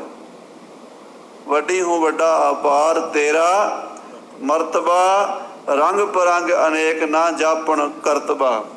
ਇਹ ਹਨ 12 ਬੈਂਤ 12 ਸ਼ੇਰ ਜਿਹੜੇ ਕਲਗੀਆਂ ਵਾਲੇ ਪਿਤਾ ਜੀ ਨੇ ਜ਼ਫਰਨਾਮੇ ਦੀ ਭੂਮਿਕਾ 'ਚ ਲਿਖੇ ਹਨ। ਇੱਥੋਂ ਤੱਕ ਉਹਨਾਂ ਨੇ ਪਰਮਾਤਮਾ ਦੇ ਗੁਣ ਦੱਸੇ ਹਨ। ਹੁਣ ਮਹਾਰਾਜ ਦਾਸਤਾਨ ਬਿਆਨ ਕਰਦੇ, ਸੁਣੋ ਜੀ। ਦਾਸਤਾਨ ਹਿਕਾਇਤ ਪਹਿਲੀ, ਮਹਾਰਾਜ ਦਾਸਤਾਨ ਲਿਖਦੇ। ਦਾਸਤਾਨ ਦਾ ਮਤਲਬ ਹੁੰਦਾ ਕਹਾਣੀ, ਸੱਚੀ ਕਹਾਣੀ ਜਿਹੜੀ ਵਾਪਰੀ ਹੋਵੇ ਉਹਨੂੰ ਕਹਿੰਦੇ ਦਾਸਤਾਨ। ਆਪਣੀ ਦਾਸਤਾਨ ਸੁਣਾਉਣ ਲੱਗੇ ਔਰੰਗਜ਼ੇਬ ਨੂੰ, ਜੋ ਉਸਨੇ ਕੀਤਾ ਸੀ ਉਹਦਾ ਮਹਾਰਾਜ ਖੁਲਾਸਾ ਕਰਨ ਲੱਗੇ ਹੈ। ਸੁਣੋ। ਹਾਂਜੀ। ਮਰਾ ਇਤਬਾਰੇ ਬਰੀ ਕਸਮ ਨੇ ਸਤ, ਮਹਾਰਾਜ ਕਹਿੰਦੇ ਮਰਾ ਇਤਬਾਰੇ ਬਰੀ ਕਸਮ ਨੇ। ਔਰੰਗਜ਼ੇਬ ਮੈਨੂੰ ਤੇਰੀਆਂ ਕਸਮਾਂ ਤੇ ਰੱਤੀ ਜਿੰਨਾ ਵੀ ਇਤਬਾਰ ਨਹੀਂ, ਮੈਨੂੰ ਰਾਈ ਜਿੰਨਾ ਵੀ ਇਤਬਾਰ ਨਹੀਂ, ਮੈਨੂੰ ਇੱਕ ਸਰੋਂ ਦੇ ਦਾਣੇ ਜਿੰਨਾ ਵੀ ਤੇਰੇ ਤੇ ਇਤਬਾਰ ਨਹੀਂ। ਆਖੋ ਸਤਨਾਮ ਸ੍ਰੀ ਵਾਹਿਗੁਰੂ। ਮੈਨੂੰ ਕੋਈ ਇਤਬਾਰ। ਜੇ ਤੂੰ ਕਿਤੇ ਸਮਝਦਾ ਹੋਵੇਂ ਵੀ ਗੁਰੂ ਗੋਬਿੰਦ ਸਿੰਘ ਭੁਲੇਖੇ 'ਚ ਪੈ ਗਿਆ, ਭੁਲੇਖੇ 'ਚ ਨਹੀਂ ਅਸੀਂ ਪਏ। ਸਾਨੂੰ ਪਤਾ ਹੈ ਕਿ ਤੇਰੇ ਵਰਗੇ ਚਲਾਕ ਬੰਦੇ ਪਹਿਲਾਂ ਲੋਕਾਂ ਨਾਲ ਚਲਾਕੀ ਕਰਦੇ ਆ, ਪਿੱਛੋਂ ਮਜ਼ਾਕ ਉਡਾਉਂਦੇ ਆ। ਦੇਖਿਆ ਅਸੀਂ ਤਾਂ ਜੀ ਐਵੇਂ ਉਹਨੂੰ ਬੁੱਧੂ ਬਣਾਤਾ ਫਲਾਣੇ ਬੰਦੇ ਨੂੰ। ਮਹਾਰਾਜ ਕਹਿੰਦੇ ਨਹੀਂ। ਗੁਰੂ ਸਾਹਿਬ ਜਦੋਂ ਕਿਲ੍ਹਾ ਛੱਡਿਆ ਨਾ, ਉਸ ਤੋਂ ਪਹਿਲਾਂ ਖਾਲਸੇ ਨੂੰ ਕਹਿ ਦਿੱਤਾ ਸੀ ਕਿ ਖਾਲਸਾ ਜੀ ਇਹਨਾਂ ਦੀਆਂ ਕਸਮਾਂ ਤੇ ਸਾਨੂੰ ਕੋਈ ਇਤਬਾਰ ਨਹੀਂ। ਤੁਸੀਂ ਬਾਰ-ਬਾਰ ਕਹਿ ਰਹੇ ਹੋ, ਮਾਤਾ ਜੀ ਕਹਿ ਰਹੇ ਨੇ ਅਸੀਂ ਕਿਲ੍ਹਾ ਛੱਡਣ ਲੱਗੇ ਹਾਂ, ਜ਼ਿੰਮੇਵਾਰੀ ਤੁਹਾਡੀ ਹੋਏਗੀ, ਸਾਡੀ ਨਹੀਂ ਹੋਏਗੀ। ਗੁਰੂ ਸਰਬੱਗ ਹੈ, ਉਹਨੂੰ ਕੌਣ ਭੁਲੇਖਾ ਪਾ ਸਕਦਾ? ਜੇ ਗੁਰੂ ਨੂੰ ਭੁਲੇਖਾ ਪੈ ਗਿਆ ਤੇ ਫਿਰ ਗੁਰੂ ਵਿੱਚ ਤੇ ਸਾਡੇ 'ਚ ਫਰਕ ਕੀ ਹੋਇਆ? ਆਖੋ ਸਤਨਾਮ ਸ੍ਰੀ ਵਾਹਿਗੁਰੂ। ਮਹਾਰਾਜ ਕਹਿੰਦੇ ਮੈਨੂੰ ਕੋਈ ਇਤਬਾਰ ਨਹੀਂ। ਮਰਾ ਇਤਬਾਰੇ ਬਰੀ ਕਸਮ, ਕਸਮ ਤੇਰੀਆਂ ਸੌਹਾਂ ਤੇ। ਕਸਮਾਂ ਖਾਧੀਆਂ ਸੀ ਔਰੰਗਜ਼ੇਬ ਨੇ। ਕੁਰਾਨ ਦੀ ਪਹਿਲੀ ਜਿਲਦ ਜਿਹੜੀ ਹੁੰਦੀ ਹੈ ਨਾ, ਕੁਰਾਨ ਪੋਥੀ ਕੋਈ ਵੀ ਹੋਵੇ, ਉਹਦੇ ਉੱਤੇ 2-4 ਪੰਨੇ ਛੱਡੇ ਹੁੰਦੇ ਆ ਜਿਲਦ ਦੇ ਨਾਲ, ਹਾਸ਼ੀਏ ਦੇ ਨਾਲ। ਉਸ ਹਾਸ਼ੀਏ ਦੇ ਉੱਤੇ, ਉਸ ਜਿਲਦ ਦੇ ਪਹਿਲੇ ਪੰਨੇ ਤੇ ਔਰੰਗਜ਼ੇਬ ਨੇ ਚਿੱਠੀ ਲਿਖੀ ਸੀ ਕੁਰਾਨ ਦੇ ਉੱਤੇ। ਉਸ ਵੇਲੇ ਰਿਵਾਜ ਸੀ, ਬਹੁਤ ਪੇਚੀਦਾ ਮਸਲਾ ਹੋਵੇ, ਕੋਈ ਖਾਸ ਮਸਲਾ ਹੋਵੇ, ਉਦੋਂ ਫਿਰ ਜਿਹੜੀ ਚਿੱਠੀ ਸੰਧੀ ਦੀ ਜਾਂ ਕੋਈ ਸੁਲ੍ਹਾ ਦੀ ਜਾਂ ਕੋਈ ਆਪਸ ਵਿੱਚ ਤਾਲਮੇਲ ਦੀ ਗੱਲ ਹੁੰਦੀ ਸੀ, ਉਹ ਉਸ ਕੁਰਾਨ ਦੇ ਉੱਤੇ ਲਿਖੀ ਜਾਂਦੀ ਸੀ ਵੀ ਅਸੀਂ ਕੁਰਾਨ ਦੇ ਉੱਤੇ ਲਿਖ ਰਹੇ ਹਾਂ, ਇੱਥੋਂ ਅਸੀਂ ਪਿੱਛੇ ਨਹੀਂ ਹਟ ਸਕਦੇ। ਸਾਨੂੰ ਕੁਰਾਨ ਦੀ ਕਸਮ ਹੈ, ਕਸਮੇ ਕੁਰਾਨ, ਕੁਰਾਨ ਦੀ ਕਸਮ ਹੈ ਕਿ ਅੱਜ ਜੋ ਅਸੀਂ ਕਹਿ ਰਹੇ ਹਾਂ ਮਰ ਜਾਵਾਂਗੇ ਪਰ ਉਸ ਤੋਂ ਪਿੱਛੇ ਨਹੀਂ ਹਟਾਂਗੇ। ਔਰੰਗਜ਼ੇਬ ਦੀ ਉਹ ਕੁਰਾਨ ਸਤਿਗੁਰਾਂ ਨੇ ਕਮਰ ਕਸੇ 'ਚ ਰੱਖੀ ਆ, ਅਜੇ ਵੀ ਹੈ ਕਿ ਚੱਲ ਕੇ ਲਿਖਣਗੇ। ਮੇਰੇ ਕੋਲ ਪਈ ਹੈ, ਕਹਿੰਦੇ ਮਹਾਰਾਜ ਦਸਵੇਂ ਪਾਤਸ਼ਾਹ ਕਹਿੰਦੇ ਮੈਂ ਸਾਂਭ ਕੇ ਰੱਖੀ ਹੈ ਤੇਰੀ ਲਿਖਤ। ਸਭ ਕੁਝ ਖਤਮ ਹੋ ਗਿਆ ਪਰ ਬਾਦਸ਼ਾਹ ਦੀ ਚਿੱਠੀ ਉਹ ਕੁਰਾਨ 'ਤੇ ਲਿਖੀ ਹੋਈ ਸਾਂਭੀ ਹੋਈ ਸੀ। ਕਿਉਂ? ਕੱਲ੍ਹ ਨੂੰ ਦਿਖਾਉਣਾ ਪਏਗਾ ਸਬੂਤ, ਵੀ ਕੁਝ ਐਵੇਂ ਨਾ ਕਹਿ ਦੇਵੇ ਵੀ ਬਾਦਸ਼ਾਹ ਨੇ ਕੋਈ ਨਹੀਂ ਕਸਮ ਖਾਧੀ, ਮੁੱਕਰ ਨਾ ਜਾਣ। ਸਤਿਗੁਰੂ ਪਾਤਸ਼ਾਹ ਕਹਿੰਦੇ ਮਹਾਰਾਜ ਐਤਬਾਰੇ ਮੈਨੂੰ ਤੇਰੀਆਂ ਕਸਮਾਂ ਤੇ ਕੋਈ ਇਤਬਾਰ ਨਹੀਂ, ਬਿਲਕੁਲ ਕੋਈ ਇਤਬਾਰ ਨਹੀਂ ਹੈ। ਕਿ ਏਜਦ ਗਵਾਸਤ ਯਜਦਾ ਜਾਂ ਖੇਸ਼ਤ। ਜੋ ਤੂੰ ਕਿਹਾ ਸੀ ਕੁਰਾਨ ਦੀ ਕਸਮ ਖਾ ਕੇ ਕਿ ਐ ਗੁਰੂ ਗੋਬਿੰਦ ਸਿੰਘ ਜੀ ਤੁਹਾਡੇ ਔਰ ਮੇਰੇ 'ਚ ਖੁਦਾ ਗਵਾਹ ਹੈ, ਅੱਲਾਹ ਤਾਲਾ ਗਵਾਹ ਹੈ, ਜਾਮਨ ਹੈ, ਮੈਂ ਤੁਹਾਡਾ ਰਸਤਾ ਨਹੀਂ ਰੋਕਾਂਗਾ, ਮੇਰੀਆਂ ਫੌਜਾਂ ਤੁਹਾਡਾ ਰਸਤਾ ਨਹੀਂ ਰੋਕਣਗੀਆਂ। ਤੁਸੀਂ ਅਨੰਦਪੁਰ ਦਾ ਕਿਲ੍ਹਾ ਛੱਡ ਦਿਓ, ਜਿੱਧਰ ਤੁਹਾਡਾ ਜੀਅ ਕਰਦਾ ਚਲੇ ਜਾਓ, ਤੁਹਾਨੂੰ ਕੋਈ ਪਰੇਸ਼ਾਨ ਨਹੀਂ ਕਰੇਗਾ। 6 ਮਹੀਨੇ ਸਾਲ ਬਾਅਦ ਤੁਸੀਂ ਵਾਪਸ ਜੇ ਅਨੰਦਪੁਰ ਆਉਣਾ ਚਾਹੋ ਤਾਂ ਵੀ ਤੁਹਾਨੂੰ ਨਹੀਂ ਰੋਕਾਂਗੇ। ਇੱਕ ਵਾਰੀ ਇਹ ਲੜਾਈ ਦਾ ਪਾਸਾ ਬਦਲ ਦਿਓ, ਤੁਸੀਂ ਕਿਲ੍ਹਾ ਛੱਡ ਕੇ ਚਲੇ ਜਾਓ ਅਨੰਦਪੁਰ ਸਾਹਿਬ ਦਾ, ਲੜਾਈ ਟਲ ਜਾਵੇ, ਸਾਡੀ ਤੁਹਾਡੀ ਕੋਈ ਦੁਸ਼ਮਣੀ ਨਹੀਂ, ਤੁਹਾਡੇ ਸਾਡੇ 'ਚ ਖੁਦਾ ਜਾਮਨ ਹੈ ਕਿ ਇੱਜ਼ਤ ਗਵਾਹ ਅਸਤ। ਇੱਜ਼ਤ ਕਹਿੰਦੇ ਇੱਕ ਪਰਮਾਤਮਾ ਨੂੰ, ਯਕ ਖੁਦਾ ਇੱਕ ਪਰਮਾਤਮਾ ਗਵਾਹ ਹੈ, ਤੁਹਾਡੇ ਮੇਰੇ ਵਿੱਚ ਰੱਬ ਦੀ ਜਾਮਨੀ ਹੈ। ਜੱਜਦਾ ਜਕੇਸ ਜਿਹੜਾ ਇੱਕ ਪਰਮਾਤਮਾ ਉਹ ਤੁਹਾਨੂੰ ਵੀ ਦੇਖ ਰਿਹਾ, ਮੈਨੂੰ ਵੀ ਦੇਖ ਰਿਹਾ। ਜੇ ਮੈਂ ਆਪਣੇ ਕੀਤੇ ਤੋਂ ਮੁੱਕਰਾਂ ਤੇ ਖੁਦਾ ਦੇਖਦਾ, ਜੇ ਤੁਸੀਂ ਕੋਈ ਮੇਰੇ ਨਾਲ ਧੋਖਾ ਕਰੋ ਤਾਂ ਵੀ ਖੁਦਾ ਦੇਖਦਾ। ਸਾਂਝੀ ਕਸਮ ਹੁੰਦੀ ਹੈ, ਖੁਦਾ ਦੇਖਦਾ, ਖੁਦਾ ਜਾਮਨ ਹੈ। ਇਹ ਗੱਲ ਔਰੰਗਜ਼ੇਬ ਤੂੰ ਲਿਖ ਕੇ ਭੇਜੀ ਸੀ, ਪਰ ਤੇਰੀ ਉਹ ਗੱਲ ਝੂਠੀ ਨਿਕਲੀ। ਆਖੋ ਸਤਨਾਮ ਸੇ, ਉਹ ਇਤਬਾਰਯੋਗ ਨਹੀਂ ਨਿਕਲੀ। ਉਹ ਤੂੰ ਕਿਹਾ ਸੀ ਵੀ ਖੁਦਾ ਦੇਖਦਾ, ਕੁਝ ਨਹੀਂ ਹੋਵੇਗਾ, ਤੁਹਾਡਾ ਰਾਹ ਨਹੀਂ ਰੋਕਾਂਗੇ, ਸਾਰਾ ਕੁਝ ਹੋਇਆ। ਹੁਣ ਅੱਗੇ ਮਹਾਰਾਜ ਲਿਖਣ ਲੱਗੇ ਕੀ ਕੀ ਹੋਇਆ। ਹਾਂਜੀ, ਨੈ ਕਤਰੈ ਮਰਾ ਇਤਬਾਰੇ ਬਰਵਸਤ। ਨਾ ਕਤਰਾ ਮਰਾ, ਮੈਨੂੰ ਕਤਰਾ ਜਿੰਨਾ, ਪੰਜਾਬੀ 'ਚ ਵੀ ਅੱਜ ਕੱਲ੍ਹ ਕਤਰਾ ਸ਼ਬਦ ਵਰਤ ਲੈਂਦੇ ਹਾਂ ਆਪਾਂ, ਪਰ ਹੈ ਇਹ ਫਾਰਸੀ 'ਚੋਂ ਆਇਆ। ਕਤਰਾ ਥੋੜ੍ਹਾ ਜਿਹਾ, ਬੂੰਦ ਜਿੰਨਾ, ਥੋੜ੍ਹਾ ਜਿਹਾ ਦਾਣੇ ਜਿੰਨਾ, ਚੁਟਕੀ ਜਿੰਨਾ, ਚੁੰਡੀ ਜਿੰਨਾ, ਉਹਨੂੰ ਕਹਿੰਦੇ ਕਤਰਾਖ, ਕਿਣਕਖ, ਥੋੜ੍ਹਾ ਜਿਹਾ। ਐ ਔਰੰਗਜ਼ੇਬ ਤੇਰੀਆਂ ਕਸਮਾਂ ਤੇ ਮੈਨੂੰ ਕਤਰਾ ਵੀ ਇਤਬਾਰ ਨਹੀਂ। ਫਿਰ ਕਹਿੰਦੇ ਉਹੀ ਗੱਲ, ਨਾ ਕਤਰਾ ਹੈ ਮਰਾ ਐਤਬਾਰੇ, ਐਤਬਾਰ ਮੈਨੇ ਭਰੋਸਾ, ਵਿਸ਼ਵਾਸ, ਮੈਂ ਨਹੀਂ ਬਲੀਵ ਕਰਦਾ ਤੇਰੀਆਂ ਕਸਮਾਂ ਉੱਤੇ। ਕਿ ਬਖਸ਼ੀ ਵੈ ਦੀਵਾ ਹਮਾ ਕਿਜਮ ਗੋਸਤ। ਤੇਰਾ ਸਾਰਾ ਅਮਲਾ, ਤੇਰਾ ਸਾਰਾ ਸਟਾਫ ਝੂਠ ਬੋਲਣ ਵਾਲਾ ਹੈ। ਕਿ ਬਖਸ਼ੀ ਵਾ ਦੀਵਾ, ਬਖਸ਼ੀ ਔਰ ਦੀਵਾਨ, ਅੱਜ ਕੱਲ੍ਹ ਜਿਵੇਂ ਹੁੰਦੇ ਨੇ ਆਫੀਸਰ ਹੁੰਦੇ ਨੇ, ਕਿਸੇ ਨੂੰ ਕਹਿੰਦੇ DC, ਕਿਸੇ ਨੂੰ ਕਹਿੰਦੇ IG, ਕਿਸੇ ਨੂੰ IS ਅਫਸਰ ਹੁੰਦਾ ਹੈ, ਕੋਈ IPS ਅਫਸਰ ਹੁੰਦਾ। ਉਦੋਂ ਇਹ ਹੁੰਦੇ ਸੀ ਮਲੂਕ, ਖਾਨ ਬਹਾਦਰ, ਖਾਨ ਸਾਹਿਬ, ਮਲਾਇਕ, ਸ਼ੇਖ, ਕਾਜ਼ੀ ਔਰ ਬਖਸ਼ੀ ਔਰ ਦੀਵਾਨ। ਮਹਾਰਾਜ ਕਹਿੰਦੇ ਤੇਰੇ ਦਰਬਾਰ 'ਚ ਕੀ ਵੱਡੇ ਤੇ ਕੀ ਛੋਟੇ, ਕੀ ਵੱਡੇ ਸੂਬੇਦਾਰ, ਜਰਨਲ, ਕਰਨਲ ਤੇ ਕੀ ਛੋਟੇ ਛੋਟੇ ਸਿਪਾਹੀ, ਤੇਰੇ ਬਖਸ਼ੀ ਔਰ ਦੀਵਾਨ ਸਾਰੇ ਕਿਜ਼ਬ ਗੋਸਤ। ਕਿਜ਼ਬ ਕਹਿੰਦੇ ਝੂਠ ਬੋਲਣ ਵਾਲੇ, ਸਾਰੇ ਝੂਠ ਦੇ ਪਲੰਦੇ ਘੜੀ ਜਾਂਦੇ ਆ, ਝੂਠੀਆਂ ਕਸਮਾਂ ਫਟਾਫਟ ਖਾਈ ਜਾਂਦੇ ਆ। ਨਾ ਰੱਬ ਦਾ ਡਰ, ਨਾ ਧਰਮ ਦਾ ਡਰ, ਨਾ ਪੈਗੰਬਰ ਦਾ ਡਰ, ਨਾ ਕੁਰਾਨ ਦਾ ਡਰ, ਨਾ ਇਨਸਾਨੀਅਤ ਦਾ ਡਰ, ਨਾ ਸਮਾਜ ਦਾ ਡਰ ਵੀ ਕੀ ਜਵਾਬ ਦਿਆਂਗੇ। ਕੋਈ ਸ਼ਰਮ ਹੀ ਕੋਈ ਨਹੀਂ, ਸ਼ਰਮ ਲਾਈ ਹੋਈ ਹੈ। ਦਿਨੋਂ ਦਿਨ ਜ਼ੋਰ ਲਾ ਕੇ ਝੂਠ ਬੋਲਦੇ ਕਿ ਬਖਸ਼ੀ ਵਾ ਦੀਵਾਨ ਹਮਾ ਕਿਜ਼ਬ ਗੋਸਤ, ਕਿ ਬਖਸ਼ੀ ਔਰ ਦੀਵਾਨ ਸਾਰੇ ਹੀ ਝੂਠ ਬੋਲਣ ਵਾਲੇ। ਫਿਰ ਤੇਰੀਆਂ ਕਸਮਾਂ ਤੇ ਕੀ ਇਤਬਾਰ ਕਰੀਏ, ਜਿਹੜਾ ਤੇਰਾ ਅਮਲਾ ਉਹ ਵੀ ਝੂਠਾ। ਤੂੰ ਆਪ ਝੂਠਾ, ਤੇਰੀ ਲਿਖਤ ਸਾਡੇ ਕੋਲ ਆ, ਉਹ ਵੀ ਤੂੰ ਮੁੱਕਰ ਗਿਆ। ਤੇਰੇ ਦਰਬਾਰ 'ਚ ਵੀ ਕੋਈ ਚੰਗਾ ਬੰਦਾ ਨਹੀਂ ਨਿਕਲਿਆ ਜਿਹੜਾ ਕਹਿ ਦੇਵੇ ਵੀ ਬਾਦਸ਼ਾਹ ਇੰਜ ਨਾ ਕਰੀਏ। ਸਾਰੇ ਹਾਂਜੀ ਹਾਂਜੀ ਤੇਰੀ ਝੂਠ ਦੇ ਵਿੱਚ ਹੀ ਮਲਾਈ ਜਾਂਦੇ ਆ। ਹਾਂਜੀ ਕਸੇ ਕੌਲ ਕੁਰਵਾ ਕੁਨੰਦ ਇਤਬਾਰ। ਮਹਾਰਾਜ ਕਹਿੰਦੇ ਕਸੇ ਕੌਲ ਕੁਰਾਨ, ਜਿਹੜਾ ਕੋਈ ਬੰਦਾ ਤੁਹਾਡੀ ਕੁਰਾਨ ਦੇ ਉੱਤੇ, ਤੁਹਾਡੀ ਸਹੁੰ ਦੇ ਉੱਤੇ ਇਤਬਾਰ ਕਰੇ। ਕੁਰਾਨ ਨੂੰ ਨਹੀਂ ਮਾੜਾ ਕਹਿ ਰਹੇ, ਜੇ ਕੁਰਾਨ ਦੀ ਸਹੁੰ ਜਿਹੜੀ ਤੁਸੀਂ ਖਾਧੀ ਹੈ ਉਹਨੂੰ ਕਹਿ ਰਹੇ ਆ ਮਹਾਰਾਜ। ਆਖੋ ਸਤਿਨਾਮ ਸ੍ਰੀ ਵਾਹਿਗੁਰੂ। ਕੁਰਾਨ ਤਾਂ ਪਵਿੱਤਰ ਗ੍ਰੰਥ ਹੈ, ਪਰ ਕੁਰਾਨ ਦੀ ਪਵਿੱਤਰਤਾਈ ਨੂੰ ਨਜ਼ਰ ਅੰਦਾਜ਼ ਕਰਕੇ ਔਰੰਗਜ਼ੇਬ ਜੋ ਤੂੰ ਕੀਤਾ, ਜੋ ਤੂੰ ਕਸਮ ਖਾਧੀ ਹੈ, ਕਸੇ ਕੌਲ ਕੁਰਾਨ ਕੁਨਦ ਇਤਬਾਰ, ਜਿਹੜਾ ਤੁਹਾਡੀ ਕਸਮ ਤੇ ਭਰੋਸਾ ਕਰ ਲਵੇ ਵਿਚਾਰਾ, ਕੋਈ ਮੰਨ ਲਵੇ। ਮਹਾਰਾਜ ਕਹਿੰਦੇ ਸਾਡੇ ਨਾਲ ਤਾਂ ਜੋ ਹੋਇਆ ਸੋ ਹੋਇਆ, ਸਾਨੂੰ ਤਾਂ ਪਤਾ ਸੀ ਇਹ ਭਾਣਾ ਏਦਾਂ ਹੀ ਵਰਤਣਾ।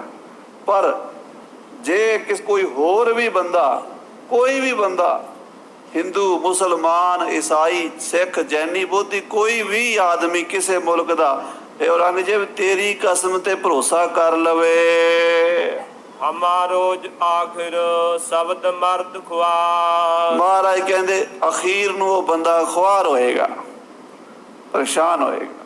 ਕਿਉਂ? ਤੁਸੀਂ ਕਸਮ ਤੇ ਪੂਰਾ ਉਤਰਨਾ ਹੀ ਨਹੀਂ। ਤੁਸੀਂ ਕਸਮ ਖਾ ਲੈਣੀ, ਅਗਲੇ ਨੇ ਮੰਨ ਲੈਣੀ। ਤੁਸੀਂ ਕਹਿਣਾ ਵਾਹ ਜੀ ਵਾਹ, ਅਸੀਂ ਸਹੁੰ ਖਾਂਦੇ ਹਾਂ ਧਰਮ ਦੀ, ਖੁਦਾ ਦੀ, ਰੱਬ ਦੀ, ਕੁਰਾਨ ਦੀ, ਤੇਰੇ ਨਾਲ ਪੂਰੇ ਸਹੀ ਚੱਲਾਂਗੇ। ਅਗਲੇ ਨੇ ਮੰਨ ਲੈਣਾ ਵੀ ਬਹੁਤ ਚੰਗੇ ਬੰਦੇ ਤੇ ਕੁਰਾਨ ਦੀ ਕਸਮ ਖਾ ਰਹੇ ਆ। ਮਾਤਾ ਗੁਜਰੀ ਜੀ ਨੇ ਮੰਨ ਲਈ, ਸਿੰਘਾਂ ਨੇ ਮੰਨ ਲਈ, ਕਲਗੀਧਰ ਨਹੀਂ ਮੰਨੇ। ਉਹ ਕਹਿੰਦੇ ਨਾ, ਇਹਨਾਂ ਦੀ ਕੁਰਾਨ ਦੀ ਕਸਮ ਜਿਹੜੀ ਹੈ ਜਾਂ ਖੁਦਾ ਦੀ ਇਹ ਕਸਮ ਖਾਂਦੇ ਆ, ਨਬੀ ਦੀ ਕਸਮ ਖਾਂਦੇ ਆ, ਜ਼ਬਾਨੀ ਕਲਾਮੀ ਹੈ, ਅੰਦਰੋਂ ਨਹੀਂ। ਪਰ ਉਸ ਵੇਲੇ ਹਾਲਾਤ ਐਸੇ ਸੀ ਅਨੰਦਪੁਰ ਸਾਹਿਬ ਦੇ ਵੀ ਰੋਟੀ ਨਾਂ ਦੀ ਚੀਜ਼ ਵੇਖਿਆ ਮਹੀਨੇ ਲੰਘ ਚੁੱਕੇ ਸਨ। ਭੁੱਖ ਬੜੀ ਡਾਢੀ ਤੰਗ ਕਰ ਰਹੀ ਸੀ। ਸਿੰਘ ਤੇ ਮਾਤਾ ਜੀ ਜ਼ੋਰ ਪਾਉਣ ਲੱਗੇ ਵੀ ਕਿਲਾ ਛੱਡੋ, ਤੇ ਪਾਤਸ਼ਾਹ ਨੇ ਫਿਰ ਵੀ ਟਣਕਾਰ ਕੇ ਕਿਹਾ ਸੀ ਮੈਨੂੰ ਦੋਸ਼ ਨਾ ਦਿਆ ਜੇ ਖਾਲਸਾ ਜੀ, ਜ਼ਿੰਮੇਵਾਰੀ ਤੁਹਾਡੀ ਹੋਵੇਗੀ। ਇਹ ਨਾ ਕਿਹਾ ਜੇ ਵੀ ਗੁਰੂ ਨੇ ਦੱਸਿਆ ਨਹੀਂ, ਖੁਆਰ ਹੋਵੋਗੇ। ਇਹ ਝੂਠੀਆਂ ਕਸਮਾਂ ਖਾ।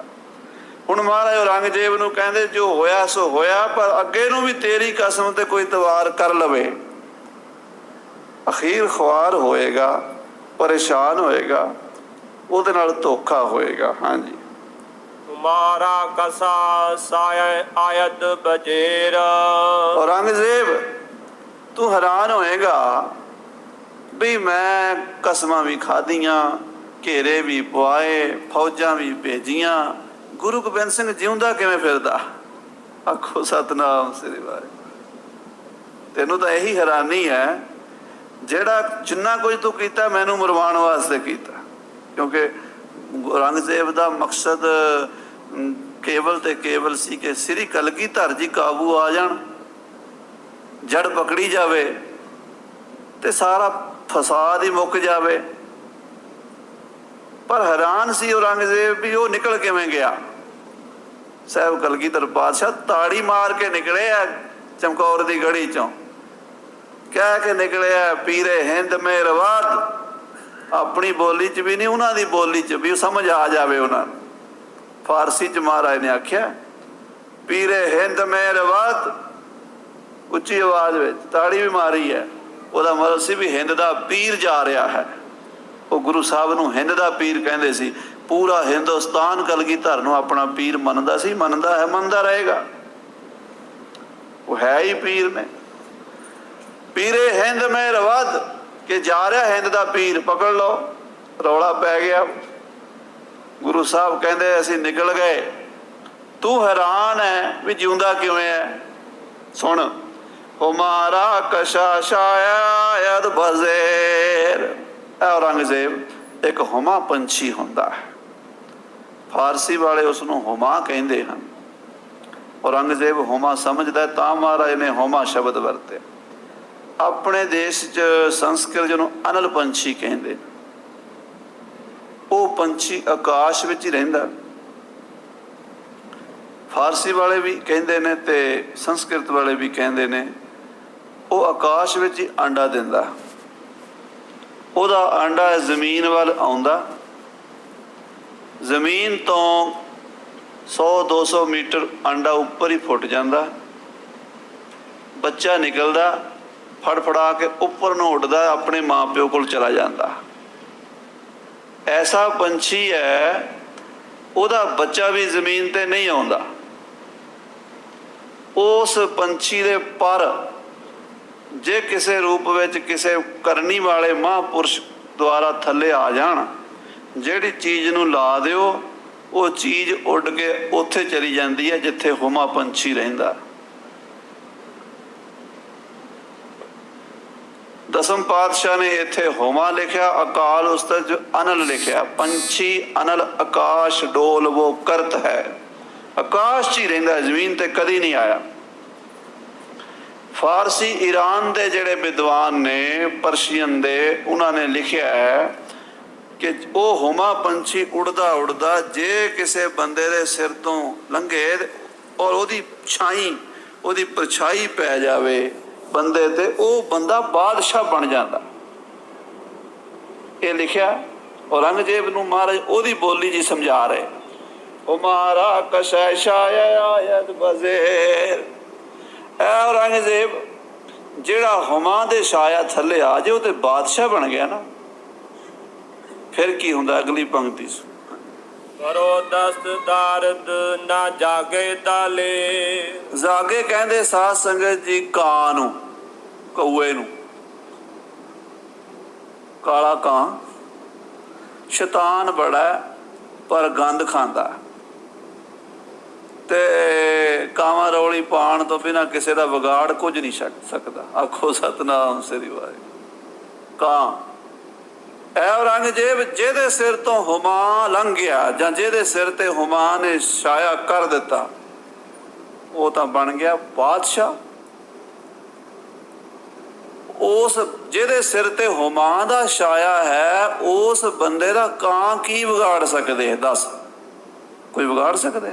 ਕਾਂ ਜਿਹਦੇ ਸਿਰ ਤੇ ਹੁਮਾ ਦਾ ਛਾਇਆ ਹੈ, ਵੱਡੇ ਪੰਛੀ ਦਾ, ਉਹਦਾ ਕਾਂ ਨਹੀਂ ਕੁਝ ਵਿਗਾੜ ਸਕਦੇ। ਔਰੰਗਜ਼ੇਬ ਮੇਰੇ ਸਿਰ ਤੇ ਅਕਾਲ ਪੁਰਖ ਦਾ ਹੱਥ ਹੈ। ਆਖੋ ਸਤਨਾਮ ਸ੍ਰੀ।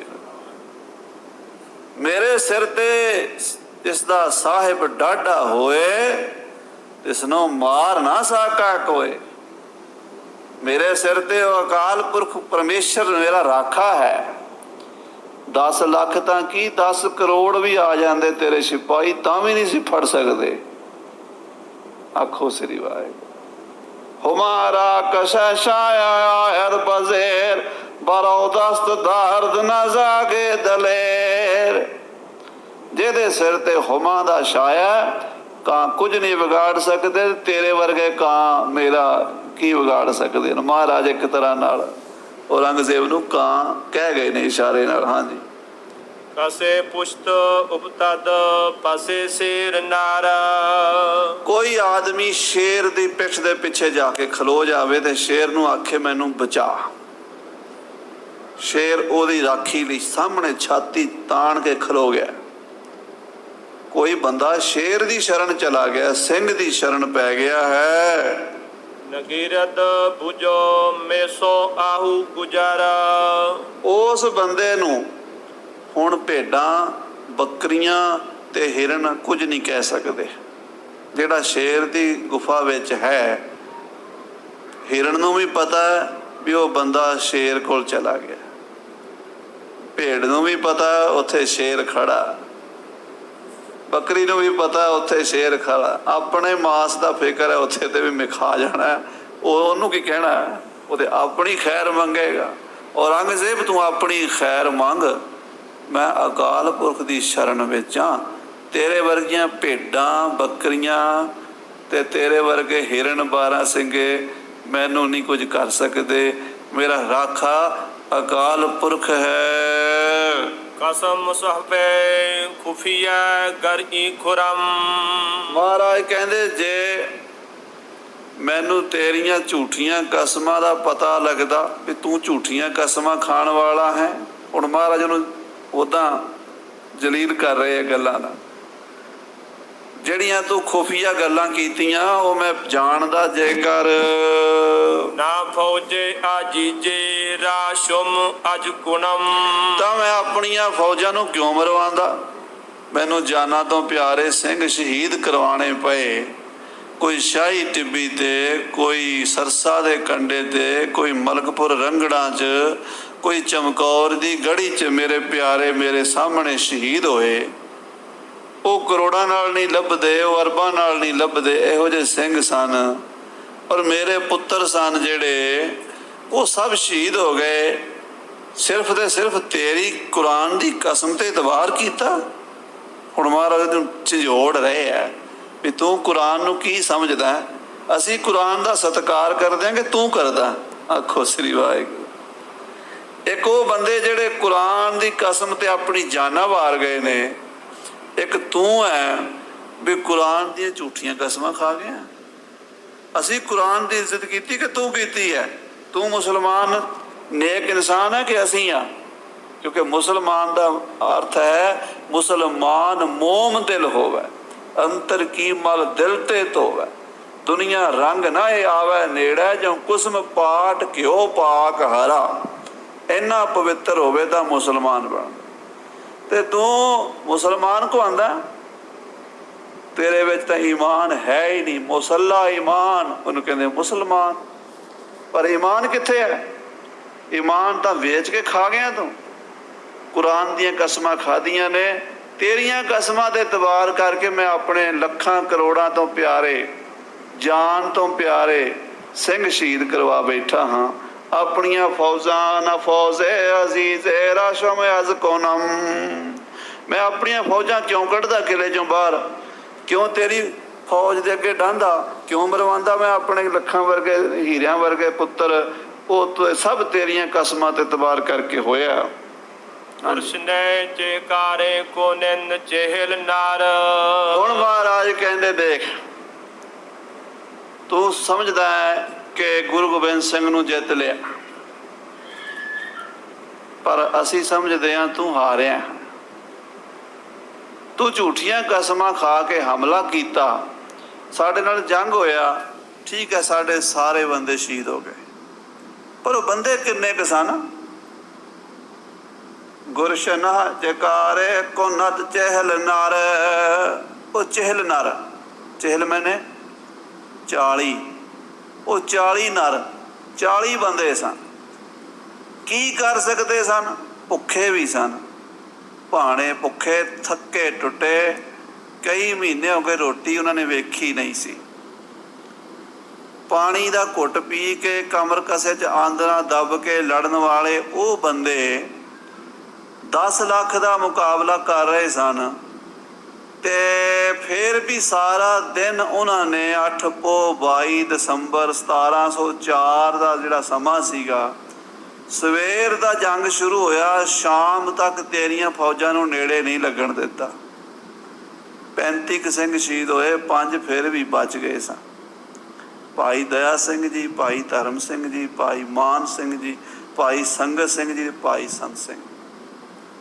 ਬਾਕੀ ਸਿੰਘ ਸ਼ਹੀਦ ਹੋਏ। 40 ਬੰਦੇ 10 ਲੱਖ ਦੇ ਮੁਕਾਬਲੇ ਤੇ ਖੜੇ ਸਨ। ਕੀ ਕਰ ਸਕਦੇ ਸਨ ਭੁੱਖੇ ਭਾਣੇ? ਕਿ ਦਹਿ ਲਗ ਬਰਾਇਦ ਬਰੋ ਬੇਖਬਰ। ਕਿ 10 ਲੱਖ ਬਰਾਇਦ, 10 ਲੱਖ ਦਾ ਅਰਥ ਹੈ 10 ਲੱਖ। ਬਰਾਇਦ ਮੈਨੇ ਆ ਗਏ, ਬਰੋ ਬੇਖਬਰ, ਬਿਨਾਂ ਖਬਰ ਦਿੱਤੇ ਆ ਗਏ। ਕਿਉਂਕਿ ਅਸੀਂ ਤਾਂ ਸੋਚੀ ਬੈਠੇ ਸੀ ਵੀ ਚਲੋ ਅਸੀਂ ਤਾਂ ਉਹਨਾਂ ਨੇ ਕਸਮ ਖਾਧੀ ਹੈ ਕੁਰਾਨ ਦੀ, ਅਸੀਂ ਜਾ ਰਹੇ ਹਾਂ, ਕੋਈ ਸਾਨੂੰ ਤੰਗ ਨਹੀਂ ਕਰੇਗਾ। ਇੱਕ ਹੁੰਦਾ ਵੀ ਪਤਾ ਹੋਵੇ ਵੀ ਦੁਸ਼ਮਣ ਨੇ ਹਮਲਾ ਕਰਨਾ ਤੇ ਤਿਆਰੀ ਰੱਖੀ ਦੀ ਹੈ। ਇੱਕ ਬਿਨਾਂ ਖਬਰ ਦਿੱਤਿਆਂ ਦੁਸ਼ਮਣ ਆ ਜਾਵੇ ਤੇ ਫਿਰ ਉਹਦਾ ਉਸੇ ਵੇਲੇ ਹੀਲਾ ਵਸੀਲਾ ਕਰਨਾ ਪੈਂਦਾ। 40 ਬੰਦੇ ਕੀ ਹੀਲਾ ਵਸੀਲਾ ਕਰ ਸਕਦੇ ਆ 10 ਲੱਖ ਦੇ ਸਾਹਮਣੇ?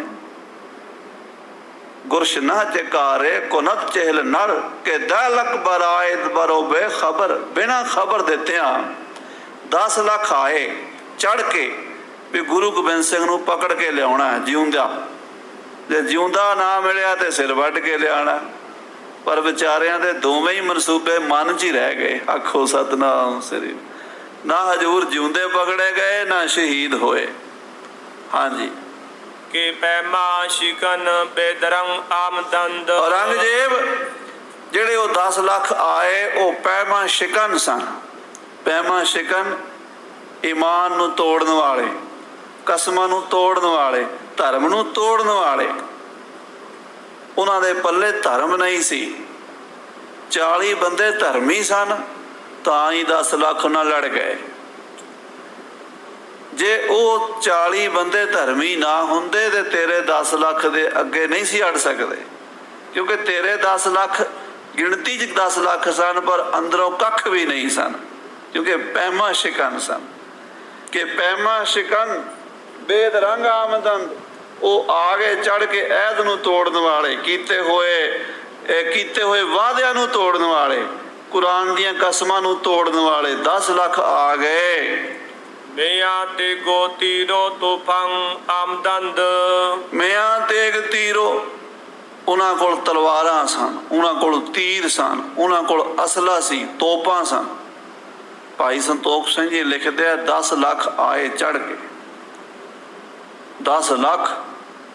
ਚਮਕੌਰ ਦੀ ਗੜੀ ਏਦਾਂ ਘਿਰ ਗਈ ਜਿਵੇਂ ਸਮੁੰਦਰ 'ਚ ਛੋਟਾ ਜਿਹਾ ਟਾਪੂ।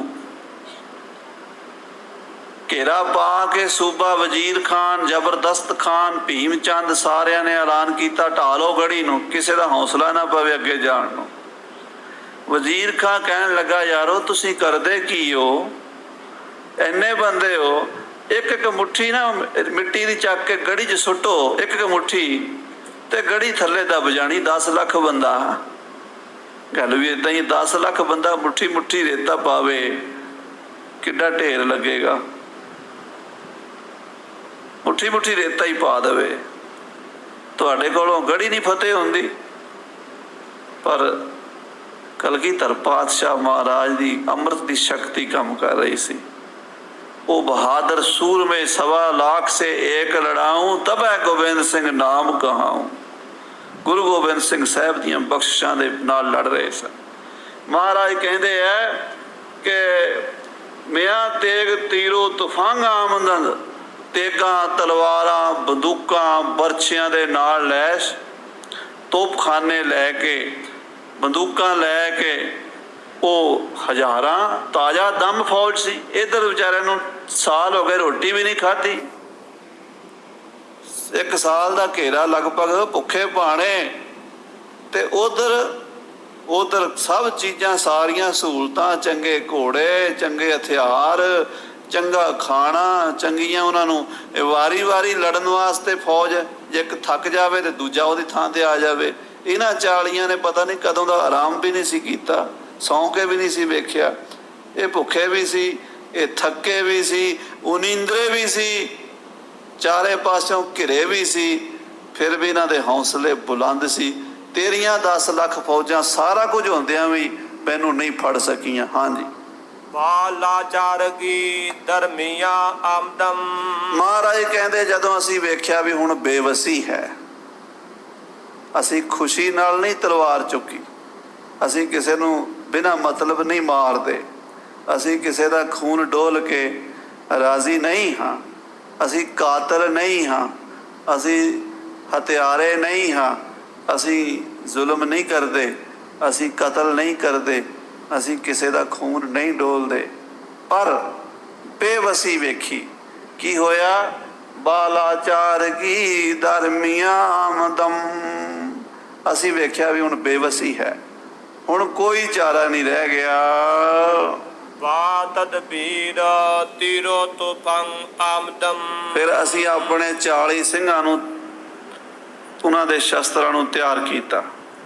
3 ਭਾਰ ਤੀਰਾਂ ਦੇ ਸਨ। 3 ਭਾਰ। ਭਾਰ ਕਹਿੰਦੇ ਜਿਹੜਾ ਇੱਕ ਬੰਦਾ ਚੁੱਕ ਲਵੇ। ਪੰਡ, ਪੰਜਾਬੀ 'ਚ ਪੰਡ ਵੀ ਕਹਿ ਦਿੰਦੇ ਆ, ਭਾਰ ਵੀ ਕਹਿ ਦਿੰਦੇ ਆ। ਉਹ 3 ਖੱਚਰਾਂ ਤੇ ਲੱਦੇ ਹੋਏ ਤੀਰ। ਕਿੰਨੇ ਕੁ ਹੋਣਗੇ? 2000 ਹੋਣਗੇ, 3000 ਤੀਰ ਹੋਣਗੇ, 4000 ਤੀਰ ਹੋਣਗੇ। 10 ਲੱਖ ਵੈਰੀ ਸੀ ਬਾਹਰ।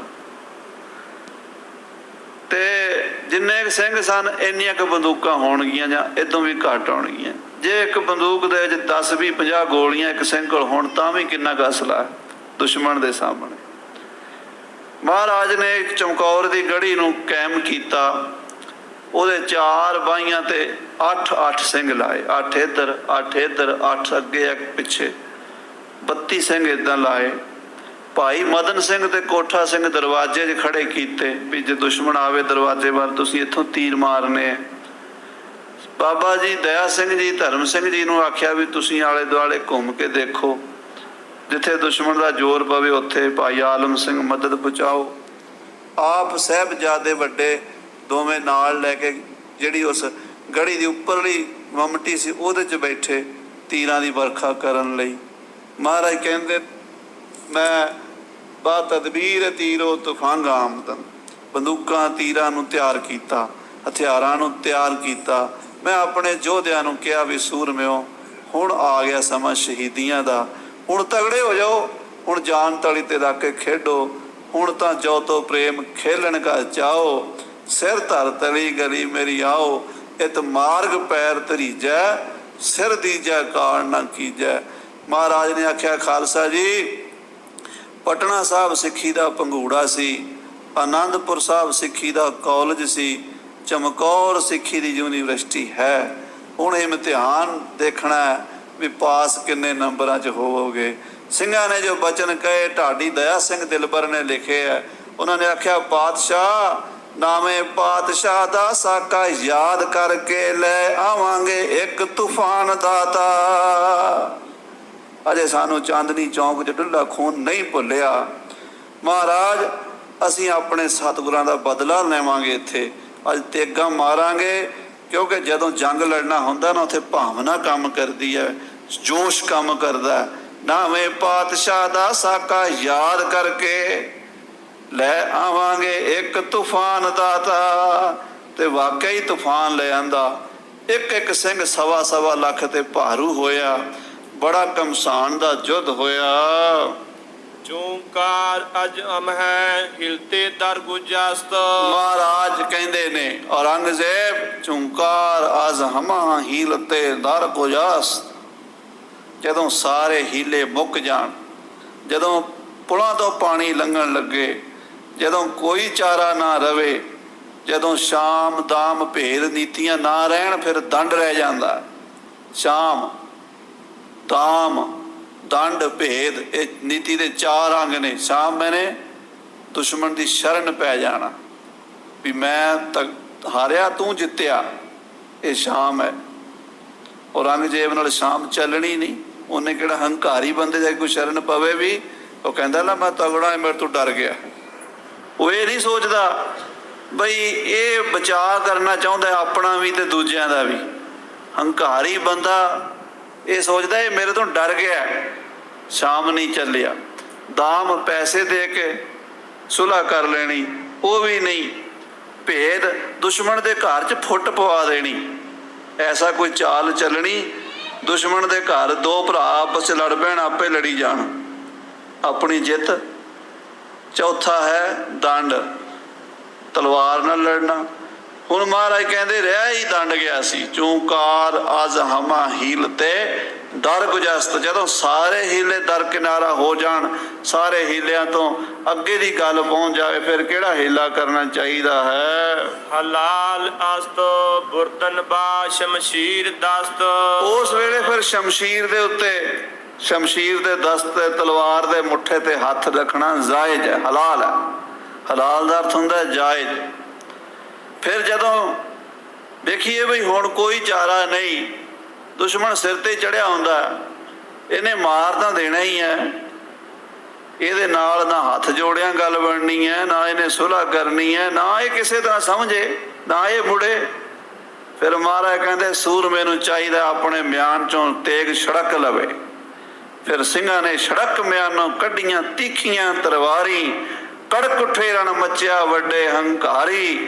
ਸਿਰ ਧਰ ਬਾਹਾਂ ਗੱਠਲੇ ਫੁੱਲ ਜਿਹੈ ਵਾੜੀ। ਜਣ ਕਰ ਵੱਡੇ ਬਾਢੀਆਂ ਰੁੱਖ ਚੰਦਨ ਯਾਰੀ। ਚੰਡੀ ਦੀ ਵਾਰ ਵਿੱਚ 10ਵੇਂ ਪਾਤਸ਼ਾਹ ਨੇ ਜਿਹੜਾ ਜੋਸ਼ ਦਾ ਵੀਰ ਰਸ ਦਾ ਵਰਣਨ ਕੀਤਾ ਨਾ, ਫਿਰ ਚਮਕੌਰ ਦੀ ਗੜੀ 'ਚ ਖਾਲਸੇ ਨੇ ਵਿਖਾ ਦਿੱਤਾ। ਹਾਂਜੀ के कसमे कुरामन कुनम इतबार। देख औरंगजेब हुण तेरियां केड़ियां केड़ियां कस्मां दा इतबार करिए। विद्वान कहते ने जदों माछीवाड़े के जंगलों चों सच्चे पातशाह ने फतेहनामा लिख के भेजा, ਉਹਦੇ 24 शेयर मिलते हैं ਜਿਹੜੇ डॉक्टर भाई वीर सिंह जी कलगीधर चमत्कार ਵਿੱਚ ਛਾਪੇ। बाबा सुमेर सिंह जी पटना साहब वालिਆਂ ਨੂੰ ਅੱਜ ਤੋਂ 150 साल ਪਹਿਲਾਂ ਉਹ ਮਿਲਿਆ ਸੀ। ਉਹਦੇ ਵਿੱਚ महाराज ने 2 ਪੁੱਤਰਾਂ ਦੀ ਸ਼ਹੀਦੀ ਦਾ ਜ਼ਿਕਰ ਕੀਤਾ ਕਿ ਮੇਰੇ 2 ਪੁੱਤਰ ਸ਼ਹੀਦ ਹੋ ਗਏ। ਕਿਉਂ? ਇਹ ਲਿਖਿਆ ਸੀ 9 ਪੋਹ ਨੂੰ 23 ਦਸੰਬਰ ਨੂੰ। ਵੱਡੇ ਸਾਹਿਬਜ਼ਾਦੇ ਸ਼ਹੀਦ ਹੋਏ ਸੀ 22 ਦਸੰਬਰ ਨੂੰ। ਅਗਲੇ ਦਿਨ महाराज ने चिट्ठी लिखी सी। और ਜਿਹੜੇ ਛੋਟੇ ਸਾਹਿਬਜ਼ਾਦੇ ਸ਼ਹੀਦ ਹੋਏ ਉਹ 27 ਦਸੰਬਰ ਨੂੰ ਸ਼ਹੀਦ ਹੋਏ, ਯਾਨੀ ਉਸ ਚਿੱਠੀ ਤੋਂ 4 ਦਿਨ ਬਾਅਦ ਸ਼ਹੀਦ ਹੋਏ। ਉਹਦੇ ਬਾਅਦ ਔਰੰਗਜ਼ੇਬ ਨੇ ਫਿਰ ਇੱਕ ਚਿੱਠੀ ਲਿਖੀ ਵੀ ਮੈਂ ਪਿਛਲੀਆਂ ਗੱਲਾਂ ਛੱਡੋ, ਫਿਰ ਕਸਮਖਾਨਾ ਮੇਰੇ ਕੋਲ ਆ ਜਾਓ। ਆਖੋ ਸਤਨਾਮ। ਦੇਖੋ ਕਿੱਡੇ ਮਕਾਰ ਲੋਕ ਨੇ, ਕਿੱਡੇ ਬੇਸ਼ਰਮ ਲੋਕ। ਪਤਾ ਵੀ ਹੈ ਵੀ ਮੇਰੀਆਂ ਸਹੁੰਆਂ ਨੰਗੀਆਂ ਹੋ ਚੁੱਕੀਆਂ, ਫਿਰ ਕਹਿੰਦਾ ਆ ਜਾਓ ਤੁਸੀਂ, ਮੈਂ ਤੁਹਾਡੇ ਨਾਲ ਤੁਹਾਡੀ ਗੱਲ ਸੁਣਾਂਗਾ, ਜੋ ਹੋ ਗਿਆ ਉਹਨੂੰ ਭੁੱਲ ਜਾਓ। ਹੁਣ ਪਾਤਸ਼ਾਹ ਕਹਿੰਦੇ ਨੇ ਜੇ ਕਸਮੇ ਕੋਰਾ ਮਨ ਕੋ ਨਾ ਇਤਬਾਰ। ਹੁਣ ਕਿੰਨੀਆਂ ਕੁ ਕਸਮਾਂ ਖਾਏਗਾ? ਮੈਂ ਕਿੰਨੀਆਂ ਕੁ ਕਸਮਾਂ ਤੇ ਇਤਬਾਰ ਕਰਾਂ ਤੇਰੀਆਂ ਤੇ? ਕਿੰਨੀਆਂ ਕੁ ਮੰਨਾਂ ਤੇਰੀਆਂ? ਅੱਗੇ ਤੇਰੀਆਂ ਕਸਮਾਂ ਦਾ ਨਜ਼ਾਰਾ ਵੇਖ ਚੁੱਕੇ ਹਾਂ। ਹਾਂਜੀ। ਵਗਰ ਨੈ ਤੂੰ ਗੋਈ ਮਨ ਈ ਰਹਿ ਕਾ। ਵਰਨਾ ਤੂੰ ਹੀ ਦੱਸ, ਮੇਰੇ ਵਰਗੇ ਸਾਧੂ ਨੂੰ ਤਲਵਾਰ ਚੁੱਕਣ ਦੀ ਕੀ ਲੋੜ ਪੈ ਗਈ? ਮੇਰੇ ਵਰਗੇ ਗੁਰੂ ਫਕੀਰ ਸਾਧੂ ਗੁਰੂ ਹੁੰਦੇ, ਸੰਤ ਹੁੰਦੇ ਆ, ਤੇ ਉਹਨਾਂ ਦਾ ਕੀ ਕੰਮ ਵੈਰ ਕਰਨਾ ਕਿਸੇ ਨਾਲ? ਪਰ ਮਹਾਰਾਜ ਕਹਿੰਦੇ ਹਰ ਹੀਲ ਤੇ ਦਰ ਗੁਜਸ, ਹੀਲੇ ਸਾਰੇ ਲੰਘ ਚੁੱਕੇ ਸਨ, ਕੋਈ ਰਾਹ ਨਹੀਂ ਸੀ ਰਹਿ ਗਿਆ। ਹੁਣ ਵੀ ਉਹੀ ਗੱਲ ਹੋਣੀ ਹੈ, ਹੁਣ ਵੀ ਖਾਲਸੇ ਨੇ ਤੇਗ ਹੀ ਚਲਾਣੀ ਹੈ, ਤਾਂ ਤੇਰੇ ਵਰਗਿਆਂ ਨੂੰ ਨੱਥ ਪੈਣੀ ਹੈ। ਗੁਰੂ ਸਾਹਿਬ ਇਸ਼ਾਰਾ ਦੇ ਰਹੇ ਵਗਰ ਨਾ ਤੂੰ ਗੋਈ, ਨਹੀਂ ਤੂੰ ਹੀ ਦੱਸ, ਤੂੰ ਹੀ ਗੋਈ ਮੈਨੇ ਬੋਲ ਕਿ ਮਾਨੀ ਰਹਿ ਚਕਾਰ। ਮੈਨੂੰ ਇਸ ਕੰਮ ਵਿੱਚ ਆਉਣ ਦੀ, ਇਸ ਰਸਤੇ ਲੜਾਈ ਦੇ ਦੰਗੇ ਦੇ ਜੰਗ ਦੀ ਕੀ ਲੋੜ ਸੀ? ਮੈਂ ਕਿਉਂ ਆਇਆ ਇਹਦਾ? ਹੁਣ ਮਹਾਰਾਜ ਆ ਕਿੱਧਰ ਰਹੇ? ਜੰਗਲ ਦੇਸ਼ ਨੂੰ। ਜੰਗਲ ਦੇਸ਼ ਯਾਨੀ ਮਾਲਵਾ। ਉੱਥੇ ਸਾਧ ਸੰਗਤ ਜੀ ਔਰੰਗਜ਼ੇਬ ਦੀਆਂ ਫੌਜਾਂ ਜਾਂਦੀਆਂ ਕੰਬਦੀਆਂ ਵੀ ਸਨ, ਕਿਉਂਕਿ ਮਲਵਈ ਜਿਹੜੇ ਸਨ ਉਹ ਜੰਗਲ 'ਚ ਰਹਿ ਹਿਲੇ ਹੋਏ ਸਨ। ਉੱਥੇ ਪਾਣੀ ਨਹੀਂ ਸੀ ਮਿਲਦਾ ਤੇ ਫਸਲਾਂ ਵੀ ਬਹੁਤ ਘੱਟ ਹੁੰਦੀਆਂ ਸਨ। ਜਿਹੜੇ ਬੰਦੇ ਕੋਲ ਸੁੱਖ ਸੁਵਿਧਾ ਪੈਸਾ ਅੰਨ ਧਨ ਬਹੁਤ ਹੋਵੇਗਾ, ਉਹ ਬੰਦਾ ਆਰਾਮ ਤਲਬ ਹੋਏਗਾ, ਉਹ ਸੁਖੀ ਰਹਿਣਾ ਚਾਹੇਗਾ, ਉਹ ਲੜਾਈ ਝਗੜੇ ਤੋਂ ਟਲੇਗਾ। ਜਿਹੜਾ ਬੰਦਾ ਕੜਾਕੇ ਫਾਕੇ ਕੱਟਣੇ ਸਿੱਖਿਆ, ਉਹ ਲੜਨ ਪੜਨ ਤੋਂ ਪਿੱਛੇ ਨਹੀਂ ਹਟੇਗਾ। ਚੌਧਰੀ ਸਮੀਰ ਨੂੰ ਚਿੱਠੀ ਲਿਖੀ ਸੂਬੇ ਵਜ਼ੀਰ ਖਾਨ ਨੇ, ਗੁਰੂ ਗੋਬਿੰਦ ਸਿੰਘ ਮੇਰੇ ਹਵਾਲੇ ਕਰ ਦੇ। ਉਹਨੇ ਜਵਾਬ ਦਿੱਤਾ ਤੂੰ ਆਪਣੇ ਪੀਰ ਮੇਰੇ ਹਵਾਲੇ ਕਰ ਦੇ। ਫਿਰ ਜਦੋਂ ਡੱਲੇ ਕੋਲ ਪਹੁੰਚੇ ਮਹਾਰਾਜ, ਫਿਰ ਚਿੱਠੀ ਆਈ, ਉਹ ਡੱਲਿਆ ਤੂੰ ਚੌਧਰੀ ਹੈ, ਗੁਰੂ ਗੋਬਿੰਦ ਸਿੰਘ ਨੂੰ ਪਨਾਹ ਦਿੱਤੀ ਹੈ, ਸਾਡੇ ਹਵਾਲੇ ਕਰ ਦੇ। ਚੌਧਰੀ ਡੱਲਾ ਕਹਿੰਦਾ ਆ ਜਾਓ ਲੜ